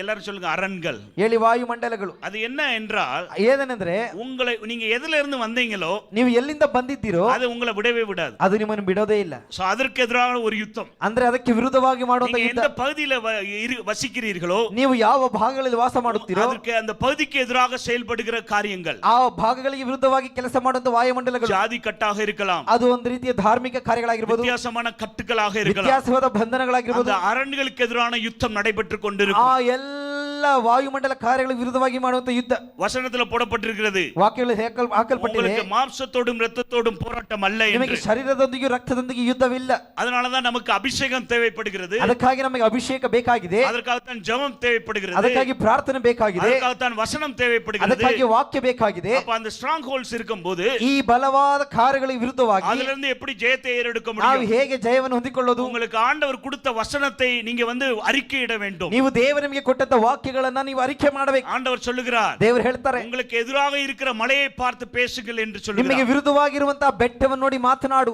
உங்களுக்கு எதிராக மலைகள் செயல்பட்டு ಒಂದು கொண்டிருக்கிறது. ವೇಳೆ ನಿಮಗೆ ವಿರುದ್ಧವಾಗಿ ಈ ಬೆಟ್ಟಗಳು ಕ್ರಿಯೆ ಮಾಡ್ತಾ ಇದೆಯಾ? அதுதான் கட்டுக்களாக செயல்பட்டு கொண்டிருக்கும். ಆ ಬೆಟ್ಟಗಳು ಎಂಬುದಾಗಿ ಹೇಳುವಾಗ ಬಂಧನಗಳು, அதுதான் சாப கட்டுக்களாக செயல்பட்டு ಅದು கொண்டிருக்கும். ಶಾಪ ಬಂಧನಗಳಾಗಿ ನಿಮಗೆ ಕೆಲಸ ಮಾಡ್ತಾ ಇದೆಯಾ? கணவர் ஆண்டவருக்குள்ள வர முடியாத சூழ்நிலை, ಒಂದು ವೇಳೆ ನಿಮ್ಮ ಯಜಮಾನರು ಗಂಡ உங்க ದೇವರಲ್ಲಿ பிள்ளைகள் ಬರಲಾಗದಿರುವಂತ, ஆண்டவருக்குள்ள வளர முடியாத ஒரு ನಿಮ್ಮ சூழ்நிலை, ಮಕ್ಕಳು ದೇವರಲ್ಲಿ ಬೆಳೆಯಲಾಗದೇ ಇರುವಂತ ಸ್ಥಿತಿ, மறுபடியும் கீழே தள்ளப்படுகிற ஒரு சூழ்நிலை, ಮತ್ತೆ ಮತ್ತೆ ಕೆಳಗೆ ತಳ್ಳಲ್ಪಡುವಂತ அந்த ಪರಿಸ್ಥಿತಿ, அரண்கள் செயல்பட்டு கொண்டு இருக்கிறது. ಈ ರೀತಿಯಾದ ವಾಯುಮಂಡಲಗಳು ನಿಮಗೆ ವಿರುದ್ಧವಾಗಿ ಕೆಲಸ தேவனுடைய ಮಾಡುತ್ತವೆ. அபிஷேகத்தை பெற்றுக்கொள், ಆಗ ದೇವರ ಅಭಿಷೇಕವನ್ನು ಹೊಂದಿಕೊಳ್ಳಿ, ஜெபத்தில் வளரு, ಪ್ರಾರ್ಥನೆಯಲ್ಲಿ ಬೆಳೆಯಿರಿ, வசனத்துல வளரு, ವಾಕ್ಯದಲ್ಲಿ ಬೆಳೆಯಿರಿ, நீ அறிக்கையிடு, ನೀನು ಅರಿಕೆ ಮಾಡು, நீ அறிக்கையிட ನೀನು ಅರಿಕೆ ಮಾಡುತ್ತಾ நம்மளுக்கு ಮಾಡುತ್ತಾ எதிராக செயல்படுகிற எல்லா ஆளுகைகளும் விலகி போய்விடும். ನಿಮಗೆ ವಿರುದ್ಧವಾಗಿ ಕೆಲಸ ಮಾಡುವಂತ ಎಲ್ಲಾ ದೊರೆತನಗಳು ಬಿದ್ದು ಹೋಗಲಿದೆ. இந்த யுத்தத்திற்காகத்தான் ஆண்டவர் உங்களை அழைத்திருக்கிறார். ದೇವರು ಈ ಯುದ್ಧಕ್ಕಾಗಿ ನಮ್ಮನ್ನು எத்தனை ಕರೆದಿದ್ದಾರೆ. பேர் விசுவாசிக்கிறீங்க? ಎಷ್ಟು ಜನ ನಂಬುವಂತವರಾಗಿದ್ದೀರಾ? ஹல்லேலூயா. ಹalleluya. முகாந்திரம் இல்லாமல் உங்களை அழைக்கவில்லை. ದೇವರು ಯಾವುದೇ ಉದ್ದೇಶಗಳು ಕಾರಣಗಳು ಇಲ್ಲದೆ ನಿಮ್ಮನ್ನು ಕರೆಯಲಿಲ್ಲ. ஏதோ என்னுடைய தாய் என்னை கூப்பிட்டால் அதனால நான் சபைக்கு வந்தேன். ಏನೋ ನನ್ನ ತಾಯಿ ನನ್ನ ಸಭೆಗೆ ಕರೆದಿದ್ದಾರೆ ಅದಕ್ಕಾಗಿ ನಾನು ஏதோ ಬಂದೆ. கடமைக்கு நான் சபையில போய் உட்காரணும். ಏನೋ ನನ್ನ ಜವಾಬ್ದಾರಿ ಬರುವಂತದ್ದು ಅದಕ್ಕೆ அப்படி ಕುಳಿತಿದ್ದೇನೆ. தவறாக நினைக்கவே ಹೀಗೆ நினைக்காதீர்கள். ತಪ್ಪಾಗಿ ಯೋಚಿಸಬೇಡಿ. உங்களுக்கு யுத்தம் உண்டு. ನಿಮಗೆ ಯುದ್ಧವಿದೆ. தனிப்பட்ட வாழ்க்கையில யுத்தம் இருக்கும். ವೈಯಕ್ತಿಕ ರೀತಿಯಲ್ಲಿ ಯುದ್ಧವಿದೆ. ஒரு குடும்பத்திற்கு எதிராக யுத்தம் இருக்கும். ಒಂದು ಕುಟುಂಬಕ್ಕೆ ವಿರುದ್ಧವಾಗಿ ಯುದ್ಧವಿದೆ. வேலை ஸ்தலத்துக்கு ஒரு யுத்தம் நடக்கும். ಒಂದು ಕೆಲಸದ ಸ್ಥಳಗಳಲ್ಲಿ ಯುದ್ಧ ನಡೆಯುತ್ತದೆ. நீங்கள் அதை கண்டுகொள்ள வேண்டும். ನೀವು ಅದನ್ನು ಗ್ರಹಿಸಿಕೊಳ್ಳಬೇಕು. அதற்காகத்தான் ஆண்டவர் அழைத்திருக்கிறார். ಅದಕ್ಕಾಗಿ ದೇವರು ನಿಮ್ಮನ್ನು ಕರೆದಿದ್ದಾನೆ. ಅದಕ್ಕಾக நீங்க அதனாலதான் மாம்சத்தோடு நீங்க போராடாதீங்க அப்படின்னு ஆண்டவர் சொல்லுகிறார். ಅದಕ್ಕಾಗಿ ದೇವರ ವಾಕ್ಯ ಹೇಳುತ್ತೆ ನೀವು ಶರೀರದೊಂದಿಗೆ ಯುದ್ಧ ಮಾಡಬೇಡಿ. ஆனா நாம என்ன செய்றோம்? ಅದಕ್ಕೆ ನಾವೇನ್ ಮಾಡ್ತೇವೆ? மிக்ஸ் பண்ணிடுறோம். ನಾವು ಅದನ್ನು ಸಂಮಿಶ್ರಣ ಮಾಡ್ತೇವೆ. அத மாம்சத்தோடு கலந்து விடுகிறோம். ಅದು ಶರೀರದೊಂದಿಗೆ ಸೇರಿಸಿಕೊಳ್ತೇವೆ. ரத்தத்தோடு கலந்து விடுகிறோம். ಅದನ್ನು ರಕ್ತದೊಂದಿಗೆ ಸೇರಿಸಿಕೊಳ್ತೇವೆ. அதனாலதான் ஸ்பிரிச்சுவல் வார்ஃபேர் என்று சொல்வார்கள். ಅದಕ್ಕೆ ನಾವು ಹೇಳ್ತೇವೆ ಆತ್ಮಿಕ ಯುದ್ಧ ಎಂಬುದಾಗಿ ಹೇಳ್ತೇವೆ. உங்களுக்கு எதிராக இருக்கிற அந்த ஸ்பிரிச்சுவல் வார்ஃபேர்ல நீங்க ஜெயிக்க வேண்டும் என்றால் ಒಂದು ವೇಳೆ ನಿಮ್ಮ ವಿರುದ್ಧವಾಗಿರುವಂತಹ ಈ ಆತ್ಮಿಕ ಯುದ್ಧಗಳನ್ನು ಜಯಿಸಬೇಕಾದ್ರೆ அபிஷேகத்தோடு வாருங்கள். ಅಭಿಷೇಕದಿಂದ ಬನ್ನಿ. தாவீது என்ன செய்தார்? ದಾವೀದನು ಏನು ಮಾಡ್ದ? எனக்கு ஒண்ணுமே வேணாம்ப்பா, ದೇವರೇ ನನಗೆ ಏನು ಬೇಡ, எனக்கு ஒண்ணுமே வேணாம், ನನಗೆ ಏನು ಬೇಡ, எனக்கு தெரியும் இவனை எப்படி வீழ்த்த வேண்டும் என்று. ನನಗೆ ಗೊತ್ತು ಈತನನ್ನು ಬೀಳಿಸುವಂತದ್ದು ಹೇಗೆ. ಹೇಗೆ? ஏனால் என் மேல் அபிஷேகம் இருக்கிறது. ಕಾರಣ ನನ್ನ ಮೇಲೆ ಅಭಿಷೇಕವಿದೆ. அந்த அபிஷேகம் என்னை நடத்தி செல்லும். ಈ ಅಭಿಷೇಕ ನನ್ನ ನಡೆಸುವಂತದ್ದಾಗಿದೆ. எனக்கு 5 கூழாங்கற்கள் போதும். ಅದಕ್ಕೆ ನನಗೆ ಈ 5 ಕಲ್ಲುಗಳು ಸಾಕು. அவன் 5 எடுத்தான். ಆತನು 5 ತೆಗೆದನು. ஆண்டவர் ಫಸ್ಟ್ಲೇ ಜಯಿಕೆ செய்தார். ಆದರೆ ದೇವರು ಮೊದಲನೇ ಕಲ್ಲಿನಲ್ಲಿ ಆತನಿಗೆ ಜಯ ಕೊಟ್ಟನು. அது மட்டுமல்ல, ಅದು ಮಾತ್ರವಲ್ಲ, அவருடைய நாமத்தை உச்சரித்தான். ಆತ ನಾಮವನ್ನು ಉಚ್ಚರಿಸಿದನು. அந்த நாமத்துல இருக்கிற வல்லமை கிரியை செய்தது. ಆತನ ನಾಮದಲ್ಲಿರುವಂತ ಮಹಿಮೆ ಬಲ ಅಲ್ಲಿ ಕ್ರಿಯೆ ಮಾಡಿತು. அந்த யுத்தத்தை நீங்க கொஞ்சம் போய் உள்ள போய் பார்த்தீங்கன்னா தெரியும். ಆ ಯುದ್ಧದಲ್ಲಿ ನೀವು ಒಳಗೆ ಹೋಗಿ ನೋಡಿದ್ರೆ ಗೊತ್ತಾಗುತ್ತೆ ஆண்டவர் எப்படிப்பட்ட ஜெயத்தை கொடுத்தார். ದೇವರು ಯಾವ ರೀತಿಯ ಜಯವನ್ನು ಕೊಟ್ಟಿದ್ದಾನೆ. முழுவதுமாக ஆவிக்குரிய விதத்துல அவன் முழுமையாக இருந்ததனால அந்த யுத்தத்துல ஜெயத்தை பெற்றான். ಆತನು ದಾವೀದನು ಸಂಪೂರ್ಣವಾಗಿ ಆತ್ಮೀಕದಲ್ಲಿ ಇದ್ದ ಕಾರಣ ಆತನು ಜಯವನ್ನು ಹೊಂದಿಕೊಂಡನು. அதே போல உங்களுடைய வாழ்க்கையிலும், ಅದೇ ರೀತಿಯಾಗಿ ನಿಮ್ಮ ಜೀವಿತಗಳಲ್ಲಿ, என்னுடைய வாழ்க்கையிலும், ನಮ್ಮ ಜೀವಿತಗಳಲ್ಲಿ நமக்கு எதிராக வருகிற யுத்தங்களை ನಾವು ನಮಗೆ ஜெயிக்க ವಿರುದ್ಧವಾಗಿ வேண்டும். ಬರುವಂತ ಯುದ್ಧಗಳಲ್ಲಿ ಜಯಿಸಬೇಕಾದರೆ ஆவிக்குரிய விதத்துல இன்னும் ஸ்ட்ராங் ஆக ನಾವು வேண்டும். ಆತ್ಮಿಕವಾಗಿ ಇನ್ನೂ ಬಲಗೊಳ್ಳುವಂತವರಾಗಿರಬೇಕು. அதற்காகத்தான் சபை, ಅದಕ್ಕಾಗಿ ಸಭೆ, அதற்காகத்தான் பிரசங்கம், ಅದಕ್ಕಾಗಿ ಬೋಧನೆ, அதற்காகத்தான் வசனங்கள், ಅದಕ್ಕಾಗಿ ವಾಕ್ಯಗಳು, அதற்காகத்தான் கூடுகைகள், ಅದಕ್ಕಾಗಿ ನಾವು ಸೇರುವಂತದ್ದು, அதற்காகத்தான் சிறப்பு கூட்டங்கள். ಅದಕ್ಕಾಗಿ ವಿಶೇಷ ಕೂಟಗಳು. ஆண்டவர் உங்களை உருவாக்க விரும்புகிறார். ದೇವರು ನಿಮ್ಮನ್ನು ರೂಪಿಸಲು ಬಯಸುವವನಾಗಿದ್ದಾನೆ. ஆண்டவர் அழைத்த அழைப்பு இதுக்காகத்தான். ಅದಕ್ಕಾಗಿ ದೇವರು ನಮ್ಮನ್ನು ಕರೆದಿದ್ದಾನೆ. எத்தனை பேர் விசுவாசிக்கிறீங்க? ಎಷ್ಟು ನಂಬುವಂತವರಾಗಿದ್ದೀರಾ? Hallelujah. Hallelujah. So, முதலாவதாக யுத்தம் செய்வதற்காக அழைத்திருக்கிறார். ಮೊದಲನೇದಾಗಿ ಆತನು ಯುದ್ಧ ಮಾಡುವುದಕ್ಕಾಗಿ ಕರೆದಿದ್ದಾನೆ. முகாந்திரம் இல்லாமல் இன்னொரு நபரை ஆண்டவர் அழைத்திருக்க காரியங்களை பார்க்க போகிறோம். ಆತನು ಉದ್ದೇಶವಿಲ್ಲದೆ ಒಂದು ವ್ಯಕ್ತಿಯನ್ನು ಕರೆದಿರುವಂತ நமக்கு ಕಾರ್ಯ நன்றாக தெரிந்த ஒரு நபர். ನಮಗೆಲ್ಲರಿಗೂ ಗೊತ್ತಿರುವಂತ ವ್ಯಕ್ತಿ. அவர் பேர் வந்து அந்த பெண் பேர் வந்து ரூத். ಆಕೆಯ ಹೆಸರು ರೂತಳು ಎಂಬುದಾಗಿ வசனத்துல போடப்பட்டிருக்கிறது. ವಾಕ್ಯದಲ್ಲಿ ಹಾಕಲ್ಪಟ್ಟಿದೆ. அவள் வேற தேசத்து மோவாப் பெண்ணாக, ಆಕೆ ಅನ್ಯ ದೇಶದ ಮೋವಾಬೀಳು ಎಂಬುದಾಗಿ ಹೇಳಲ್ಪಟ್ಟಿದೆ. அந்த பெண்ணை குறித்து ಅನೇಕ ಕಾರ್ಯಗಳು போடப்பட்டிருக்கிறது. ಈ ಸಹೋದರಿಯ ಬಗ್ಗೆ ಅಂದ್ರೆ ಈ ಮಹಿಳೆ ಬಗ್ಗೆ ಅನೇಕ ಕಾರ್ಯಗಳು ಹಾಕಲ್ಪಟ್ಟಿದೆ. ஹீப்ரூல ரூத் என்றால் என்ன அர்த்தம் என்றால், ಇಬ್ರಿಯ ಭಾಷೆಯಲ್ಲಿ ರೂತಳು ಅಂದ್ರೆ ಏನು ಅರ್ಥವೆಂದ್ರೆ அன்பு செலுத்துகிறவள் என்று சொல்லலாம். ಪ್ರೀತಿ ತೋರಿಸುವಂತವಳು ಎಂಬುದಾಗಿ ಹೇಳಬಹುದು. நல்ல ಟೈಮ್ அப்படி கொடுக்கணும்னா ಫ್ರೆಂಡ್ಶಿಪ್ என்று சொல்லலாம். ಇನ್ನು ಅದನ್ನು ಸ್ವಲ್ಪ ವ್ಯತ್ಯಾಸವಾಗಿ ಹೇಳಬೇಕಂದ್ರೆ ಸ್ನೇಹವನ್ನು ಕೊಡುವಂತವಳು ಎಂಬುದಾಗಿ ಹೇಳಬಹುದು. ಸ್ನೇಹಿக்கிற ஒரு நபர், ಒಳ್ಳೆಯ ಸ್ನೇಹವನ್ನು ಕೊಡುವಂತಹ ಮಹಿಳೆ. நமக்கு நன்றாக தெரியும். ನಮಗೆ ಚೆನ್ನಾಗಿ ಗೊತ್ತು. இரண்டாவது ஆண்டவர் எதற்கு அழைக்கிறார்? ಎರಡನೇದಾಗಿ ದೇವರು ಯಾವುದಕ್ಕಾಗಿ ಕರೀತಾರೆ? அன்பு செலுத்துவதற்காக அழைக்கிறார். ಎರಡನೇದಾಗಿ ಪ್ರೀತಿ ಮಾಡುವುದಕ್ಕಾಗಿ எல்லாரும் ಕರೀತಾರೆ. சொல்லுங்க, அன்பு செலுத்துவதற்காக. ಹೇಳಿ, ಎಲ್ಲರೂ ಹೇಳಿ, ಪ್ರೀತಿ ಮಾಡುವುದಕ್ಕಾಗಿ சொல்லுங்க. ಹೇಳಿ, ಎಲ್ಲರೂ ಹೇಳಿ, ಬಾಯಿ ತೆಗೆದು ಹೇಳಿ. சில பேர் யோசிக்கிறேன், நான் அன்பு செலுத்துறதே கிடையாது. ಕೆಲವರು ಹೇಳ್ತಾರೆ ನನಗೆ ಪ್ರೀತಿ ಮಾಡೋಕೆ ಗೊತ್ತಿಲ್ಲ, நான் எப்படியோ அப்படியே. ನಾನು ಹೇಗಿದ್ದೇನೋ ಹಾಗೆ ಇದ್ದೇನೆ. அல்லேலூயா. ಹಲ್ಲೆಲೂಯಾ. உற்சாகமா பஞ்சாபி அல்லேலூயா சொல்லுங்க. ಉತ್ಸಾಹದಿಂದ ಪಂಜಾಬಿಯಲ್ಲಿ ಹೇಳೋಣವಾ?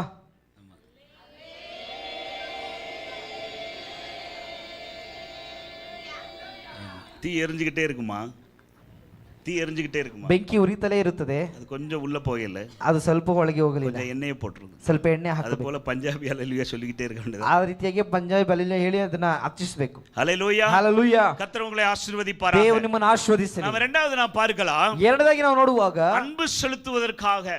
ಪ್ರೀತಿ ನಾವು அது ತೋರಿಸುವುದಕ್ಕಾಗಿ. எப்படிப்பட்ட அன்பு? ಅದು ಯಾವ ರೀತಿಯ ಪ್ರೀತಿ? அது ஒரு வித்தியாசமான ஒரு அன்பு. ಅದು ವ್ಯತ್ಯಾಸವಾದ ಪ್ರೀತಿ. நிறைய நேரங்கள்ல எனக்கு ஒரு கேள்வி வரும். ಅನೇಕ ಬಾರಿ ನನಗೊಂದು ಪ್ರಶ್ನೆ, ஆண்டவரே, இந்த ரூத் புத்தகத்தை எதுக்கு கொண்டு வந்து இந்த பழைய ஏற்பாட்டுல அந்த இடத்துல சொல்லி இருக்கிறீங்க? ದೇವರ ಈ ರೂತಳ ಪುಸ್ತಕವನ್ನ ಹಳೆ ಒಡಂಬಡಿಕೆಯಲ್ಲಿ ಯಾಕೆ ಈ ಭಾಗದಲ್ಲಿ ಇಟ್ಟಿದ್ದೀರಾ? அதுக்கு சம்பந்தமே இருக்காதே. ಇದಕ್ಕೂ ಅದಕ್ಕೂ ಸಂಬಂಧವೇ ಇಲ್ಲವಲ್ಲ? பெரிய பெரிய ஜாமவான்கள்லாம் வர்றாங்க. ದೊಡ್ಡ ದೊಡ್ಡ ವ್ಯಕ್ತಿಗಳೆಲ್ಲ ಬರ್ತಾ ಇದ್ದಾರೆ. அடுத்து பெரிய ஜாமவான்கள் வரப்போகிறார்கள். ಮುಂದಿನ ದೊಡ್ಡ ದೊಡ್ಡ ವ್ಯಕ್ತಿಗಳು ಮುಂದೆ ಬರಲಿದ್ದಾರೆ. ராஜாக்கள் வரப்போகிறார்கள். ರಾಜಗಳು ಬರಲಿದ್ದಾರೆ. நியாயாதிபதிகள் வரப்போகிறார்கள். ನ್ಯಾಯಾಧೀಶರು ಬರಲಿದ್ದಾರೆ. பெரிய பெரிய தீர்க்கதரிசிகள் ದೊಡ್ಡ ದೊಡ್ಡ வரப்போகிறார்கள். ಪ್ರವಾದಿಗಳು ಬರಲಿದ್ದಾರೆ. பின்னாடி விசுவாச தந்தையெல்லாம் இருந்தாரு. ಎಲ್ಲರೂ ಹಿಂದೆ ಈ ವಿಶ್ವಾಸದ ತಂದೆ ಎಲ್ಲ ஒரு ಇದ್ರು. சின்ன பெண்ணை கொண்டு போய் உள்ள கொண்டு வந்துட்டீங்களே. ಒಂದು ಚಿಕ್ಕ ಮಗಳನ್ನ ಇಲ್ಲಿ ಒಳಗೆ ಇಟ್ಟಿದ್ದೀರಲ್ಲ. அந்த இடத்துல நீங்க அந்த 4 அதிகாரத்தை நீங்க பார்த்தோம் என்றால், ಈ 4 ಅಧ್ಯಾಯ ನೀವು ನೋಡುವಾಗ அதுல பார்க்க முடிகிறது. ಅದು ನೋಡಲು ಸಾಧ್ಯವಾಗುತ್ತದೆ. ஏன் ಆண்டவர் வந்து முகாந்திரம் இல்லாமல் மோவாபியர் பெண்ணை ஆண்டவர் அவருடைய ಸ್ಥಳத்துக்கு கொண்டு வந்தார்? ದೇವರು ಯಾವುದೇ ಉದ್ದೇಶವಿಲ್ಲದೆ ಈ ಒಂದು ಮೋವಾಬಿಯಳ ಸ್ತ್ರೀಯನ್ನು ಯಾಕೆ ಕರೆತಂದನು? ஏனென்றால் அவருடைய குணம் அப்படிப்பட்ட குணமாக இருந்தது. ಕಾರಣ ಆಕೆಯ ಗುಣಗಳು ಆ ರೀತಿಯಾಗಿ. எப்படிப்பட்ட குணம் என்றால்,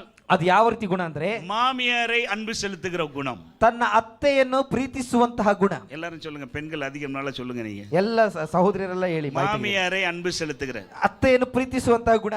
நிறைய பேர் யோசிக்கிறீங்க, பாஸ்டர் வித்தியாசமா இருக்கு.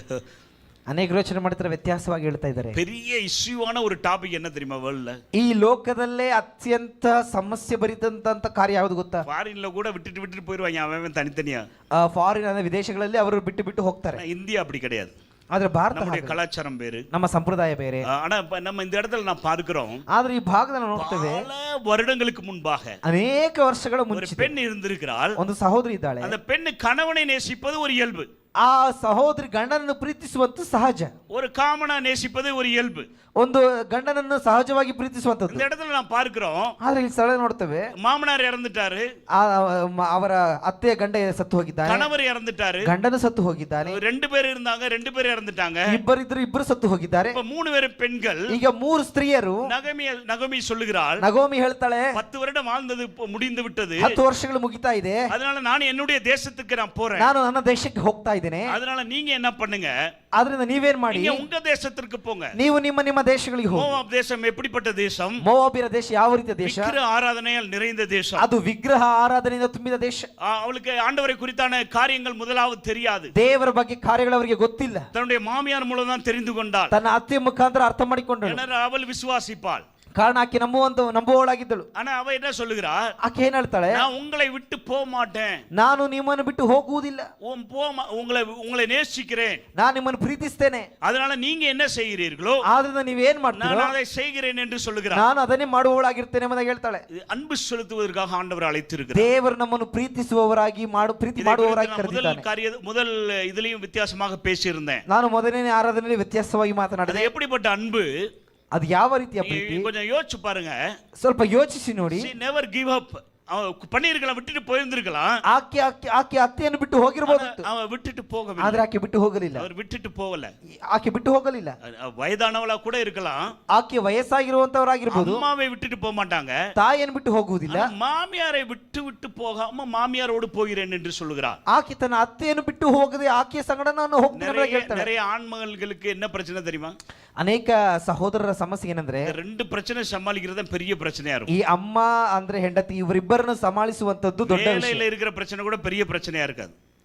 வேலையில இருக்கிற பிரச்சனை கூட பெரிய ಅವರಿಗೆ ಕೆಲಸದಲ್ಲಿರುವಂತ ಒತ್ತಡಗಳು ಸಮಸ್ಯೆಗಳು ದೊಡ್ಡ ಸಮಸ್ಯೆನೇ ಅಲ್ಲ. அம்மா ஒரு பக்கம் இழுப்பாங்க, ಒಂದು ಕಡೆ ತಾಯಿ ಎಳಿತಾರೆ, மனைவி ஒரு பக்கம் இழுப்பாங்க, ಒಂದು ಕಡೆ ಹೆಂಡತಿ ಎಳಿತಾಳೆ. 2 பேர் மேலயும் தப்பு கிடையாது, ಇಬ್ಬರ ಕಡೆ ತಪ್ಪುಗಳಿಲ್ಲ. காரணம் என்ன அப்படின்னா, ಕಾರಣವೇನೆಂದ್ರೆ அம்மா தன்னுடைய பெற்றவள், ಅಮ್ಮ ಎಂಬುದಾಗಿ ಹೇಳುವಾಗ ಆತನನ್ನು ಹೆತ್ತವಳು, அந்த இரத்த சொந்தம் அவளை இழுகிறது, ಆ ರಕ್ತ ಸಂಬಂಧ ಆಕೆಯನ್ನು ಎಳೆಯುತ್ತದೆ. வேதத்தின்படி நாம் பார்த்தோம் என்றால், ಸತ್ಯವೇದ ಪ್ರಕಾರ ನೋಡುವಾಗ இவர் விலா எலும்பு என்று சொல்லப்படுகிறது, ಆಕೆ ಬೆನ್ನೆಲುಬು ಪಕ್ಕೆಲುಬು ಎಂಬುದಾಗಿ ಹೇಳಲ್ಪಡುತ್ತದೆ. அதனால இங்கிட்டு மனைவி ஒரு பக்கம், ಅದರಿಂದ ಹೆಂಡತಿ ಒಂದು ಕಡೆ, 2 பேரை சமாளிப்பது பெரிய கடினமாக ಈ இருக்கு. ಇಬ್ಬರನ್ನು ಸಮಾಳಿಸುವಂತದ್ದು ಕಠಿಣವಾದ ಕಾರ್ಯ. நிறைய குடும்பத்துல பிரச்சனை இதுதான் பெரிய பிரச்சனையா இருக்கும். ಅನೇಕ ಕುಟುಂಬಗಳಲ್ಲಿ ದೊಡ್ಡ ಸಮಸ್ಯೆಗಳೇ ಇದು. ஆனா தேவ பிள்ளைகள், ಆದ್ರೆ ದೇವರ ಮಕ್ಕಳು, நிறைய கேள்விகள் உங்களுக்குள்ள இருக்கலாம், ಒಂದು ವೇಳೆ ನಿಮ್ಮಲ್ಲಿ ಅನೇಕ ಪ್ರಶ್ನೆಗಳು ಇರಬಹುದು, நிறைய காரணங்களும் இருக்கலாம், ಒಂದು ವೇಳೆ ಅನೇಕ ಕಾರಣಗಳು ಇರಬಹುದು. ஆனா வேதத்தின் அடிப்படையில் நாம் பார்த்தோம் ನಾವು என்றால், ಸತ್ಯವೇದರ ಮುಖಾಂತರ ನೋಡುವಾಗ ஆண்டவர் நம்மளை அழைத்த அழைப்பு இதுதான். ದೇವರು ನಮ್ಮನ್ನು ಕರೆದಂತ ಉದ್ದೇಶ ಇದೆ. யாரை நேசிக்க முடியாதோ அவர்களை நேசிக்க வேண்டும். ನಾವು ಯಾರನ್ನು ಪ್ರೀತಿಸಲು ಆಗೋದಿಲ್ಲವೋ ಅವರನ್ನೇ ನಾವು ಪ್ರೀತಿಸಬೇಕು. எத்தனை பேர் விஷயம், ಎಷ್ಟು ಜನ யாரை ನಂಬುವಂತವರಾಗಿದೆ? நேசிக்க முடியாதோ அவர்களை நேசிப்பதற்காகத்தான்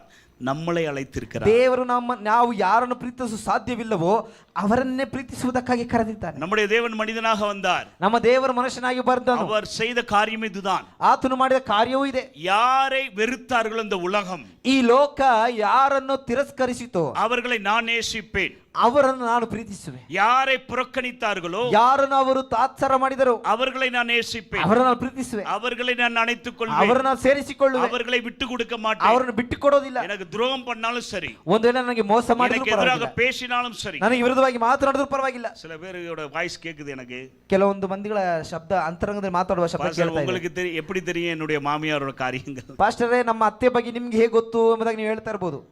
நான் காமனாக சொல்லுகிறேன், ನಾನು ಸಹಜವಾಗಿ ಹೇಳ್ತಾ என்னுடைய ಇದ್ದೇನೆ. சகோதரியே சகோதரனே, ನನ್ನ ಪ್ರೀತಿಯ ಸಹೋದರ ஆண்டவர் ಸಹೋದರಿ, நம்மளை அழைத்த அழைப்பு அப்படியாக இருக்கிறது. ದೇವರು ನಮ್ಮನ್ನು ಕರೆದಂತ ಕರೆಯುವಿಕೆ ಆ ರೀತಿಯಾಗಿದೆ. அன்பு செலுத்துவதற்காகவே ನಾವು அழைத்து, ಯಾವಾಗಲೂ ಪ್ರೀತಿಯನ್ನು ತೋರಿಸುವವರಾಗಿರಬೇಕು. நீங்க பாருங்க, எப்படியாவது வாரம் தேவனுடைய சத்தம் இந்த இடத்துல இருந்து துணிக்கும், நீங்க ஒருவருக்கொருவர் நேசிங்கள் என்று.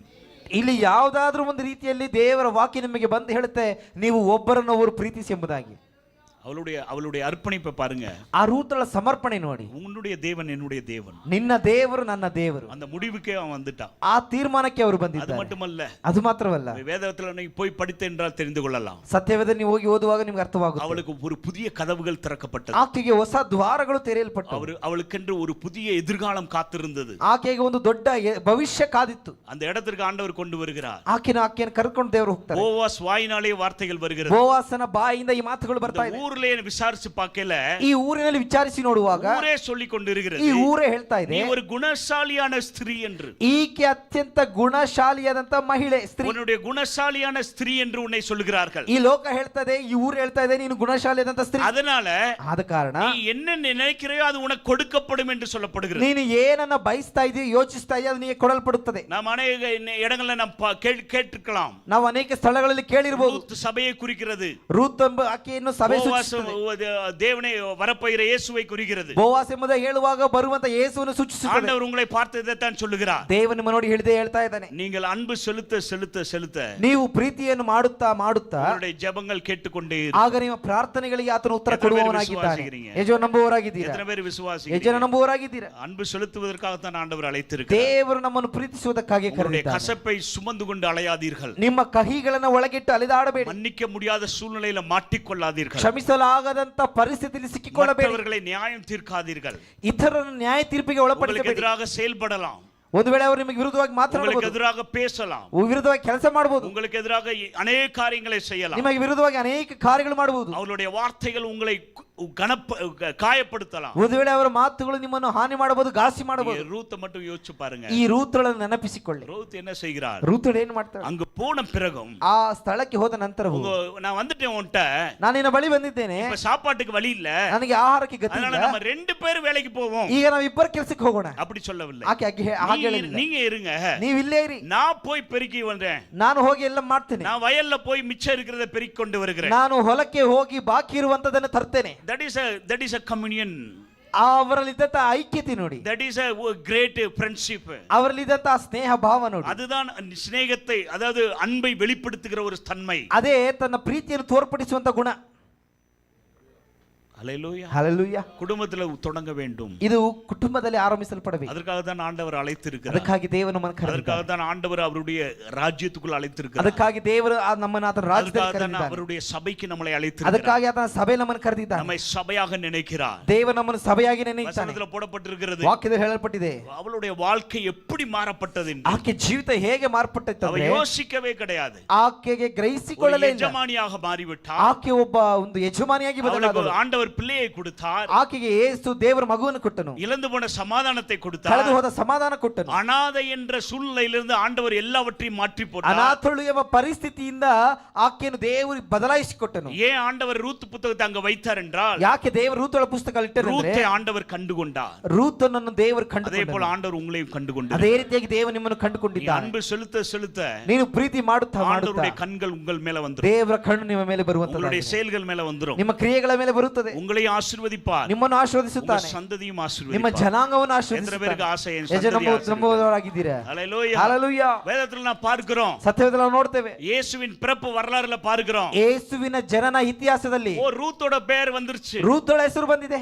அந்த சந்ததியில வருகிறார் இயேசு. ಯೇಸು ರೂತಳ ಸಂತತಿಯಲ್ಲಿ ಬರ್ತಾನೆ. ஆண்டவருடைய திட்டத்தை பாருங்க நீங்க. ನೋಡಿ ದೇವರ ಯೋಜನೆ ನೋಡಿ. ஆண்டவர் அப்படியாகத்தான் நம்மளை அழைக்கிறார். ದೇವರು ನಮ್ಮನ್ನು ಹಾಗೆ என்னுடைய ಕರೆಯುವವನಾಗಿದ್ದಾನೆ. தேவனுடைய பிள்ளைகளே, ದೇವರ ಮಕ್ಕಳೇ, அநேக இன்று மட்டுமல்ல வருகிற நாட்களிலும் மனிதர்களால நீங்க வெறுக்கப்படலாம். ಈ ದಿನ ಅಲ್ಲ, ಮುಂದಿನ ದಿನಗಳಲ್ಲಿ ನೀವೆಲ್ಲ ಮನುಷ್ಯರಾಗಿ ಇರಬಹುದು. சொல்ல முடியாத கஷ்டங்கள் வரலாம். ಒಂದು ವೇಳೆ ಹೇಳಲಾಗದ ಕಷ್ಟಗಳು நீங்க ಬರಬಹುದು. தப்பு பண்ணிருக்கவே மாட்டீங்க.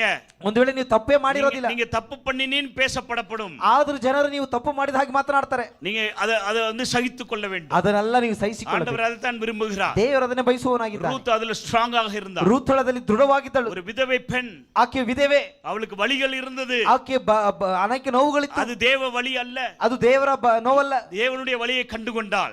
ಆಕೆಗೆ ಅನೇಕ ಮಾರ್ಗಗಳಿತ್ತು. அவருடைய சூழ்நிலைகளை ஆண்டவர் மாற்றினார். ಆಕೆ ದೇವರ ಮಾರ್ಗವನ್ನು ಕಂಡುಕೊಂಡು ದೇವರು ಆಕೆ ಪರಿಸ್ಥಿತಿ ಬದಲಾಯಿಸಿದರು. ಅದಕ್ಕಾಗத்தான் அழைத்தார் ಆண்டவர். ಅದಕ್ಕಾಗಿ ದೇವರು ಆಕೆಯನ್ನು ಕರೆದುಕೊಂಡರು. ಎವ್ರಿ ಮೂವ್க்கு ஒரு ரீசன் ಉಂಟು.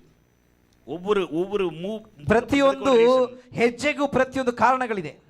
எத்தனை பேர் விசுவாசிக்கிறீங்க? ಹೆಜ್ಜೆ ನಂಬುವವರಾಗಿದ್ದೀರಾ? ஆண்டவர் உங்களை எங்க வைத்திருக்கிறாரோ ஒரு காரணம் உண்டு. ಪ್ರತಿಯೊಂದು ದೇವರು ನಿಮ್ಮನ್ನು ಪ್ರತಿಯೊಂದು ಸ್ಥಳದಲ್ಲಿ ಇಡುವುದಕ್ಕೆ ಒಂದು ಕಾರಣವಿದೆ. ஒரு கணவர் கொடுத்திருக்கிற ஒரு காரணம் உண்டு. ನಿಮಗೆ ಆ ಗಂಡನ ಕೊಟ್ಟಿದ್ದಾನೆ, ಆ ಕಾರಣವಿದೆ. உங்களுக்கு மாமியார் மாமனார் கொடுத்திருக்கிற ஒரு காரணம் உண்டு. ನಿಮಗೆ ಅತ್ತೆ ಸೊಸೆ ಮಾವ ಕೊಟ್ಟಿದ್ದಾನೆ, ಒಂದು ಕಾರಣವಿದೆ. எப்படி என்னுடைய தாய் தகப்பனை நான் நேசிக்கிறேனோ, ನಾನು ಹೇಗೆ ನನ್ನ ತಂದೆ ತಾಯಿಯನ್ನು ಪ್ರೀತಿಸುತ್ತೇನೋ, அதை எப்படி நான் ஏற்றுக்கொள்கிறேனோ, ಅದನ್ನು ಹೇಗೆ ನಾನು ಅಂಗೀಕಾರ ಮಾಡಿಕೊಂಡಿದ್ದೇನೋ, என்னுடைய தாய் தகப்பன் வயதானாலும் அவர்கள் தான் தாய் தகப்பன் என்று ஏற்றுக்கொள்கிறேன். ஒப்புக்கொள்கிறேனோ ಅವರಿಗೆ ವಯಸ್ಸಾದರೂ ಅವರೇ ನನ್ನ ತಂದೆ ತಾಯಿ ಎಂಬುದಾಗಿ ನಾನು ಒಪ್ಪಿಕೊಳ್ತೇನಲ್ಲ, அதே போல ಅದೇ ಪ್ರಕಾರ ஆண்டவர் எனக்கு கொடுத்தார் என்று ஏற்றுக்கொள்ள வேண்டும். ದೇವರು ನನಗೆ ಕೊಟ್ಟಿದ್ದಾನೆಂಬುದಾಗಿ ನಾವು ಸೇರಿಸಿಕೊಳ್ಳಬೇಕು, ಅಂಗೀಕರಿಸಬೇಕು. ஆண்டவர் தான் கொண்டு வந்திருக்கிறார். ದೇವರು ಇದುವರೆಗೂ ನಿಮ್ಮನ್ನು ಆತನೇ ಕರೆದುಕೊಂಡು ಬಂದಿದ್ದಾನೆ. எனக்கு நல்ல இந்த மனைவியை கொடுத்திருக்கிறார், ಈ ಹೆಂಡತಿಯನ್ನು ಕೊಟ್ಟಿದ್ದಾನೆ, இந்த கணவனை ಈ கொடுத்திருக்கிறார், ಗಂಡನನ್ನು ಕೊಟ್ಟಿದ್ದಾನೆ, பிள்ளைகளை ಈ கொடுத்திருக்கிறார், ಮಕ್ಕಳನ್ನು இந்த ಕೊಟ್ಟಿದ್ದಾನೆ, வேலையை ಈ கொடுத்திருக்கிறார், ಕೆಲಸ ಕೊಟ್ಟಿದ್ದಾನೆ, இந்த பட்டணத்துல வைத்திருக்கிறார், ಈ ನಗರದಲ್ಲಿ ಇಟ್ಟಿದ್ದಾನೆ, இந்த தெருவுல ಈ வைத்திருக்கிறார், ರಸ್ತೆಯಲ್ಲಿ ಇಟ್ಟಿದ್ದಾನೆ, இந்த வீடை ಈ கொடுத்திருக்கிறார். ಮನೆಯನ್ನು ಕೊಟ್ಟಿದ್ದಾನೆ. அதுல திருப்தி படணும். ಅದರಲ್ಲಿ ತೃಪ್ತಿಗೊಳ್ಳಬೇಕು. ஹல்லேலூயா, ಹಲ್ಲೆಲೂಯಾ, ஹல்லேலூயா. ಹಲ್ಲೆಲೂಯಾ. நான் எப்போதுமே யோசிப்பேன், ನಾನು ಯಾವಾಗಲೂ ಯೋಚಿಸ್ತೇನೆ. ஏன்னா பாஸ்டர்ட்ட பேசும்போதே தெரிந்து கொண்டேன், ಪಾಸ್ಟ್ ಹತ್ರ ನಾವು ಮಾತನಾಡುವಾಗ ಅರ್ಥ ಮಾಡಿಕೊಂಡೆ, மதுரையில ஒரு பழமொழி உண்டு, ಮಧುರೆ ಭಾಗದಲ್ಲಿ ಒಂದು ಗಾದೆ ಇದೆ. மதுரையை சுத்தின கழுதை எங்கேயுமே போகாது என்று. ಅಂದ್ರೆ ಮಧುರೆ ಪ್ರದೇಶವನ್ನು ಸುತ್ತಿದಂತ ಕತ್ತೆ ಅದನ್ನ ಬಿಟ್ಟು ಎಲ್ಲೂ ಹೋಗೋದಿಲ್ಲ. ஏன்னா அந்த அளவுக்கு கம்ஃபர்ட் ஜோன் அது. ಕಾರಣ ಮಧುರೆ ಪ್ರಾಂತ್ಯದಲ್ಲಿ ಎಲ್ಲವೂ ಇದೆ, ಎಲ್ಲವೂ ಚೆನ್ನಾಗಿದೆ. அதை பாஸ்டர் சொன்னாங்க. ಪಾಸ್ಟರ್ ಅವರು ಹೇಳಿದ್ರು, பெங்களூರು அப்படிதான் பாஸ்டர், ಬೆಂಗಳೂರು ಸಹ ಹಾಗೆ ಪಾಸ್ಟರ್. பெங்களூரை சுத்தின கழுதையும் போகாது எங்க. ಬೆಂಗಳೂರಲ್ಲಿ ಇರುವಂತ ಕತ್ತೆಗಳು ಎಲ್ಲೂ ಇದು ಬಿಟ್ಟು ಹೋಗೋದಿಲ್ಲ. ஆனால் ஆண்டவர் என்னை பஞ்சாப் கொண்டு போயிட்டார். ಆದ್ರೆ ದೇವರು ನನ್ನ ಪಂಜಾಬ್ ಆಗಿ ಕರೆದುಕೊಂಡು ಹೋದ್ರು. நிறைய தனிமைகள், ಅನೇಕ ಏಕಾಂತಗಳು, நிறைய எதிர்பார்ப்புகள் சந்திக்க, ಅನೇಕ ಎದುರು ನೋಡುವಿಕೆಗಳು ಸಂಧಿಸದಾಗದಂತ அநேக ಸ್ಥಿತಿ, போராட்டங்கள், ಅನೇಕ ಹೋರಾಟಗಳು, அநேக நேரங்கள்ல திரும்பி வந்துடலாம்னு பிளான் பண்ணிட்டோம். ಅನೇಕ ಬಾರಿ ಮತ್ತೆ ಹಿಂತಿರುಗಿ ನಮ್ಮ ಊರಿಗೆ ಹೋಗೋಣ ಎಂಬ ಯೋಚನೆ, அநேக நேரங்கள்ல யோசிச்சது உண்டு. ಅನೇಕ ಬಾರಿ ರೀತಿಯಾಗಿ ಯೋಚಿಸಿದುಂಟು. ஆண்டவர் தப்பு பண்ணாரா, நான் தப்பு பண்ணிட்டேனா? ಒಂದು ವೇಳೆ ದೇವರು ತಪ್ಪು ಮಾಡಿದಾರ, ಅಲ್ಲ ನಾನೇ ಮಾಡಿದ್ದೀನ? நான் பேசாம தமிழ்நாட்டில இருந்தா நல்லா இருந்திருக்குமே. ಒಂದು ವೇಳೆ ನಾನು ತಮಿಳ್ನಾಡಲ್ಲಿ ಇದ್ರೆ ಚೆನ್ನಾಗಿರ್ತಾ ಇತ್ತಲ್ವಾ? ஏனென்றால் என்னுடைய மனைவி ஒரு பாஸ்டரோட பொண்ணு, ಆ ಪಾಸ್ಟರ್ ಅವರ ಹೆಂಡತಿ, ಆಕೆ ತಂದೆಯೂ ಸಹ ಒಬ್ಬರು ಪಾಸ್ಟರ್. கன்னியாகுமரியில சர்ச் வச்சிருக்காரு. ಅವರ ತಂದೆಯವರು ಕನ್ಯಾಕುಮಾರಿಯಲ್ಲಿ பெரிய ಸಭೆ சர்ச் ಇಟ್ಟಿದ್ದಾರೆ, வச்சிருக்காங்க, ದೊಡ್ಡ ಸಭೆ ಇಟ್ಟಿದ್ದಾರೆ, அவங்களுக்கு கிளை சபைகள்லாம் உண்டு, ಅನೇಕ ಪ್ರಾಂತ್ಯಗಳು ಇದೆ. சோ அப்பப்ப யோசிச்சது உண்டு, ಅನೇಕ ಬಾರಿ ಯೋಚಿಸಿದುಂಟು. இப்ப இல்ல, அப்ப யோசிச்சது உண்டு. ಈಗಲ್ಲ, ಆಗ. பேசாம அங்க போயிட்டோம்னா அது ஒரு சபையை நம்ம நடத்திடலாம். ಒಂದು ವೇಳೆ ಅಲ್ಲಿ ಹೋಗಿ ಒಂದು ಸಭೆ ನಾವು ನೋಡ್ಕೊಳ್ಳೋಣ ಅಲ್ವಾ? ஆனால் தேவனுடைய சித்தம் என்ன அப்படின்னா, ಆದ್ರೆ ದೇವರ ಯೋಜನೆ ಏನಂದ್ರೆ பஞ்சாப்ல தான் வைக்கணும் என்று. ನನ್ನನ್ನು ಪಂಜಾಬ್ನಲ್ಲೇ ಇಡಬೇಕೆಂಬುದಾಗಿ 3 தடவை நாங்க ட்ரை பண்ணிட்டோம். ನಾನು 3 ಬಾರಿ ಪ್ರಯತ್ನಿಸಿ வரலாம் அப்படின்ட்டு. ಬರೋಣ, ಹಿಂತಿರುಗಿ ಬರೋಣ ಎಂಬುದಾಗಿ. கொஞ்சம் காலங்களுக்கு முன்பாக ಕೆಲವೊಂದು ಕಾಲಗಳ ನಂತರ மனைவி பேசிக்கிட்டு இருந்தோம், ಪಾಸ್ಟರ್ ಅವರು ಅವರ ಹೆಂಡತಿ ಮಾತನಾಡ್ತಾ நம்ம ಇದ್ರು, இப்ப இங்க சர்வே பண்ண முடியாது, ನಾವು ಇಲ್ಲಿ ಬದುಕೋಕ್ಕಾಗೋದಿಲ್ಲ, ஊழியத்தை விட்டு கிளம்பிடலாம் நம்ம. ಸೇವೆಯನ್ನು ಬಿಟ್ಟು ಅಲ್ಲಿ ಹೋಗೋಣ. அப்ப நான் சொன்னேன், ನಾನು ಹೇಳಿದೆ, ஒரு ஊழியக்காரர்ட்ட நம்ம ஜெபிப்போம், ಒಂದು ಸೇವಕರ ಬಳಿ ನಾವು ஆண்டவர் அவரோட பேசினாருன்னா நம்ம பார்க்கலாம் அப்படி. ಒಂದು ವೇಳೆ ದೇವರು ಅವರ ಸಂಗಡ ಮಾತನಾಡಿದ್ರೆ ನಾವು ನೋಡೋಣ. ಫೋನ್ பண்ணி ஜெபம் பண்ணோம், ನಾನು ಕರೆ ಮಾಡಿ ಪ್ರಾರ್ಥಿಸಿದೆ. நல்ல ஒரு ஊழியக்காரர், ಒಳ್ಳೆಯ ಸೇವಕರು. அவர் வசனத்தை சொல்லவில்லை, ಅವರು ವಚನವನ್ನು ಹೇಳಲಿಲ್ಲ, ஆனா ஒரு வார்த்தையை சொன்னார். ಒಂದು ಮಾತನ್ನು ಹೇಳಿದ್ರು. என்ன வார்த்தை என்றால், ಅದು ಏನು ಮಾತಂದ್ರೆ, பிரதர், ಸಹೋದರರೇ, நீங்க பஞ்சாப்ல இருந்தீங்கன்னா ನೀವು ಪಂಜಾಬ್ನಲ್ಲಿ ಇದ್ದರೆ ராஜா, ನೀವು ರಾಜ, தமிழ்நாடு வந்தீங்கன்னா ನೀವು ತಮಿಳ್ನಾಡಿಗೆ ಬಂದ್ರೆ பிச்சைக்கார, ಭಿಕ್ಷುಕ. இதே வார்த்தை. ಅವರು ಇದನ್ನೇ ಹೇಳಿದ್ರು.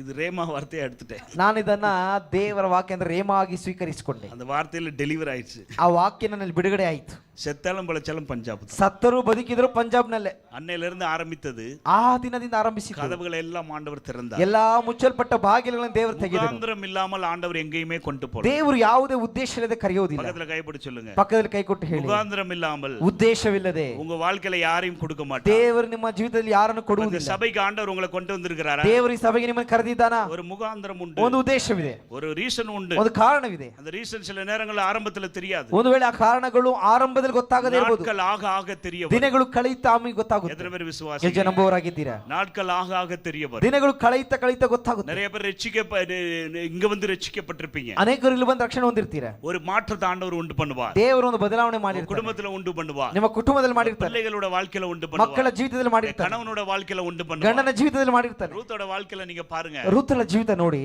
ஆண்டவர் அதை விரும்பினார். ದೇವರು ಅದನ್ನು ಬಯಸುವವನಾಗಿದ್ದಾನೆ. அவளுடைய கேரக்டர் விரும்பினார். ಆಕೆಯ ಗುಣವನ್ನ ಬಯಸುವವನಾಗಿದ್ದಾನೆ. குணசாலியான ஸ்திரீ, ಆಕೆ ಒಳ್ಳೆಯ ಗುಣಶಾಲಿಯಾದ ಸ್ತ್ರೀ, குணசாலியான ஸ்திரீ. ಆಕೆ ಗುಣಶಾಲಿಯಾದ ಸ್ತ್ರೀ. உன்னை குறித்தான சாட்சிகள் எங்கும் கேட்கப்படுகிறது. ನಿನ್ನ ಬಗ್ಗೆ ಕುರಿತಾದ ಸಾಕ್ಷಿಗಳು ಎಲ್ಲಿಯೂ ಹೇಳಲ್ಪಡುತ್ತದೆ. என்ன நம்ம பத்தி சாட்சி இருக்கிறதா? ನಮ್ಮ ಬಗ್ಗೆ ಆ ರೀತಿಯ ಸಾಕ್ಷಿಗಳಿದೆಯಾ? கைப்பிடி சொல்லுங்க, ಪಕ್ಕದಲ್ಲಿ ಕೈ ಕೊಟ್ಟು ಹೇಳಿ, உங்களை பத்தி யாராவது சாட்சி சொல்றாங்க? ನಿಮ್ಮ ಬಗ್ಗೆ ಯಾರಾದ್ರೂ ಒಳ್ಳೆ ಸಾಕ್ಷಿ ಹೇಳ್ತಾರಾ? சில பேர் சொல்றீங்க, நானே சாட்சி சொல்றது இல்ல பாஸ்டர். ಕೆಲವೊಂದು ಬಾರಿ ಹೇಳ್ತಾರೆ, ನಾನು ನನ್ನ ಬಗ್ಗೆ ಸಾಕ್ಷಿನೇ ಹೇಳೋದಿಲ್ಲ ಪಾಸ್ಟರ್ ಎಂಬುದಾಗಿ.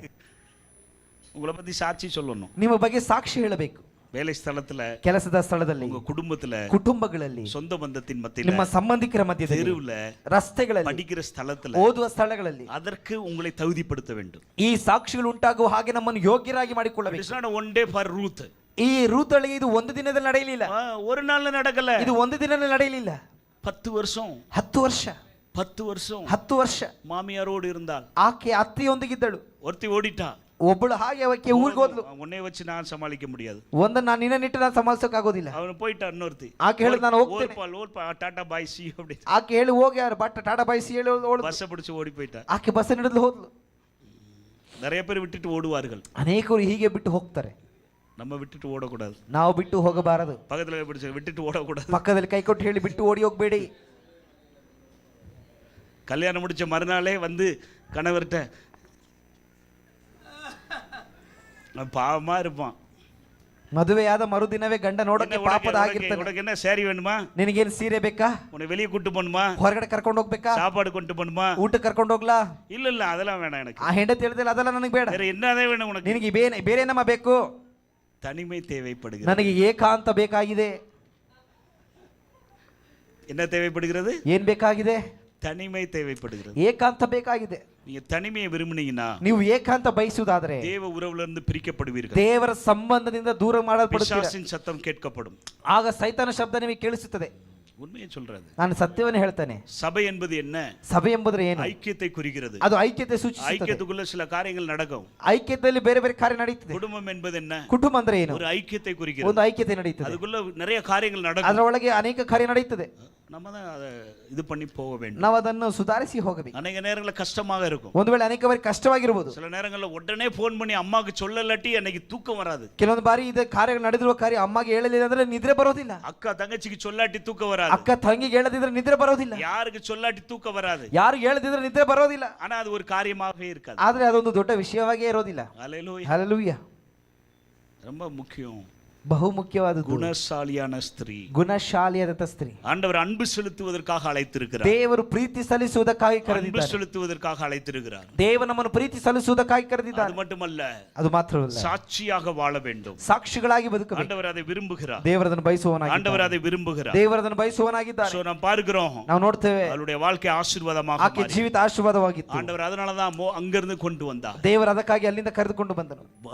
ஒரு காரணம் இல்லாமல் ஆண்டவர் கொண்டு வரவில்லை. ಒಂದು ಕಾರಣವಿಲ್ಲದೆ ಕರೆದುಕೊಂಡು ಬರೋದಿಲ್ಲ. கடைசியாக நாம் பார்த்து ஜெபிக்கலாம். ಕೊನೆಯದಾಗಿ ನೋಡಿ ನಾವು ಪ್ರಾರ್ಥಿಸೋಣ. எல்லாரும் திருப்பிக் கொள்ளுவோம். ಎಲ್ಲರೂ ತೀರಿಸಿಕೊಳ್ಳೋಣ. யோவான் புத்தகம் 4வது அதிகாரம் ಯೋಹಾನನು ಬರೆದ ಸುವಾರ್ತೆ 4ನೇ ಅಧ್ಯಾಯ 18வது ವಚನத்தை வாசித்தோம். 18ನೇ ವಾಕ್ಯವನ್ನು ಓದೋಣ. சோ நேரம் இல்லாதனால நான் வசனத்தை மட்டும் சொல்லுகிறேன். ಸಮಯವಿಲ್ಲದರಿಂದ ಕಾರಣ ನಾನು ವಾಕ್ಯವನ್ನು ಮಾತ್ರ நீங்க ಹೇಳ್ತೇನೆ. அந்த இடத்துல நீங்க பார்க்கும்போது ಆ ಭಾಗದಲ್ಲಿ ನೋಡುವಾಗ இயேசு ஒரு சமாரிய பெண்ணிட்ட பேசிக் கொண்டிருக்கிறார். ಯೇಸು ಒಂದು ಸಮಾರ್ಯ ಸ್ತ್ರೀಯ ಬಳಿ ಮಾತನಾಡುತ್ತಿದ್ದಾನೆ. ஆண்டவர் சீசர்கள்லாம் சாப்பாடு வாங்க அனுப்பி விட்டார். ತನ್ನ ಶಿಷ್ಯರನ್ನು ಆಹಾರ ಖರೀದಿಸುವುದಕ್ಕಾಗಿ ಅದನ್ನು ಕಳಿಸಿದ್ದಾನೆ. அவர் சொல்லுகிறார் ಆತನು ಹೇಳ್ತಾನೆ 18வது வசனத்துல 18ನೇ ವಾಕ್ಯದಲ್ಲಿ அவள் ஒரு விபச்சாரியாக இருந்தால் ಆಕೆ ಒಬ್ಬ ವ್ಯಭಿಚಾರಿಯಾಗಿದ್ದಳು. காரியத்தை சுட்டி காட்டுகிறார். ಆಕೆಯ ಕಾರ್ಯವನ್ನು ಆತನು ಹೇಳ್ತಾನೆ. ಅಲ್ಲಿ ஒவ்வொரு வசனத்தில் நாம் பார்த்தோம் என்றால் ಪ್ರತಿಯೊಂದು ವಾಕ್ಯದಲ್ಲಿ ನೀವು ನೋಡುವಾಗ அவள் உணர்ந்தால், ಆಕೆ ಅದನ್ನು ಒಪ್ಪಿಕೊಂಡಳು, ஒப்பு கொடுத்தால், ಒಪ್ಪಿಸಿಕೊಟ್ಟಳು, ஏற்றுக்கொண்டால், ಅಂಗೀಕರಿಸಿಕೊಂಡಳು. அவளுடைய பாவம் கழுவப்பட்டது. ಆಕೆ ಪಾಪ ತೊಳೆಯಲ್ಪಟ್ಟಿತು.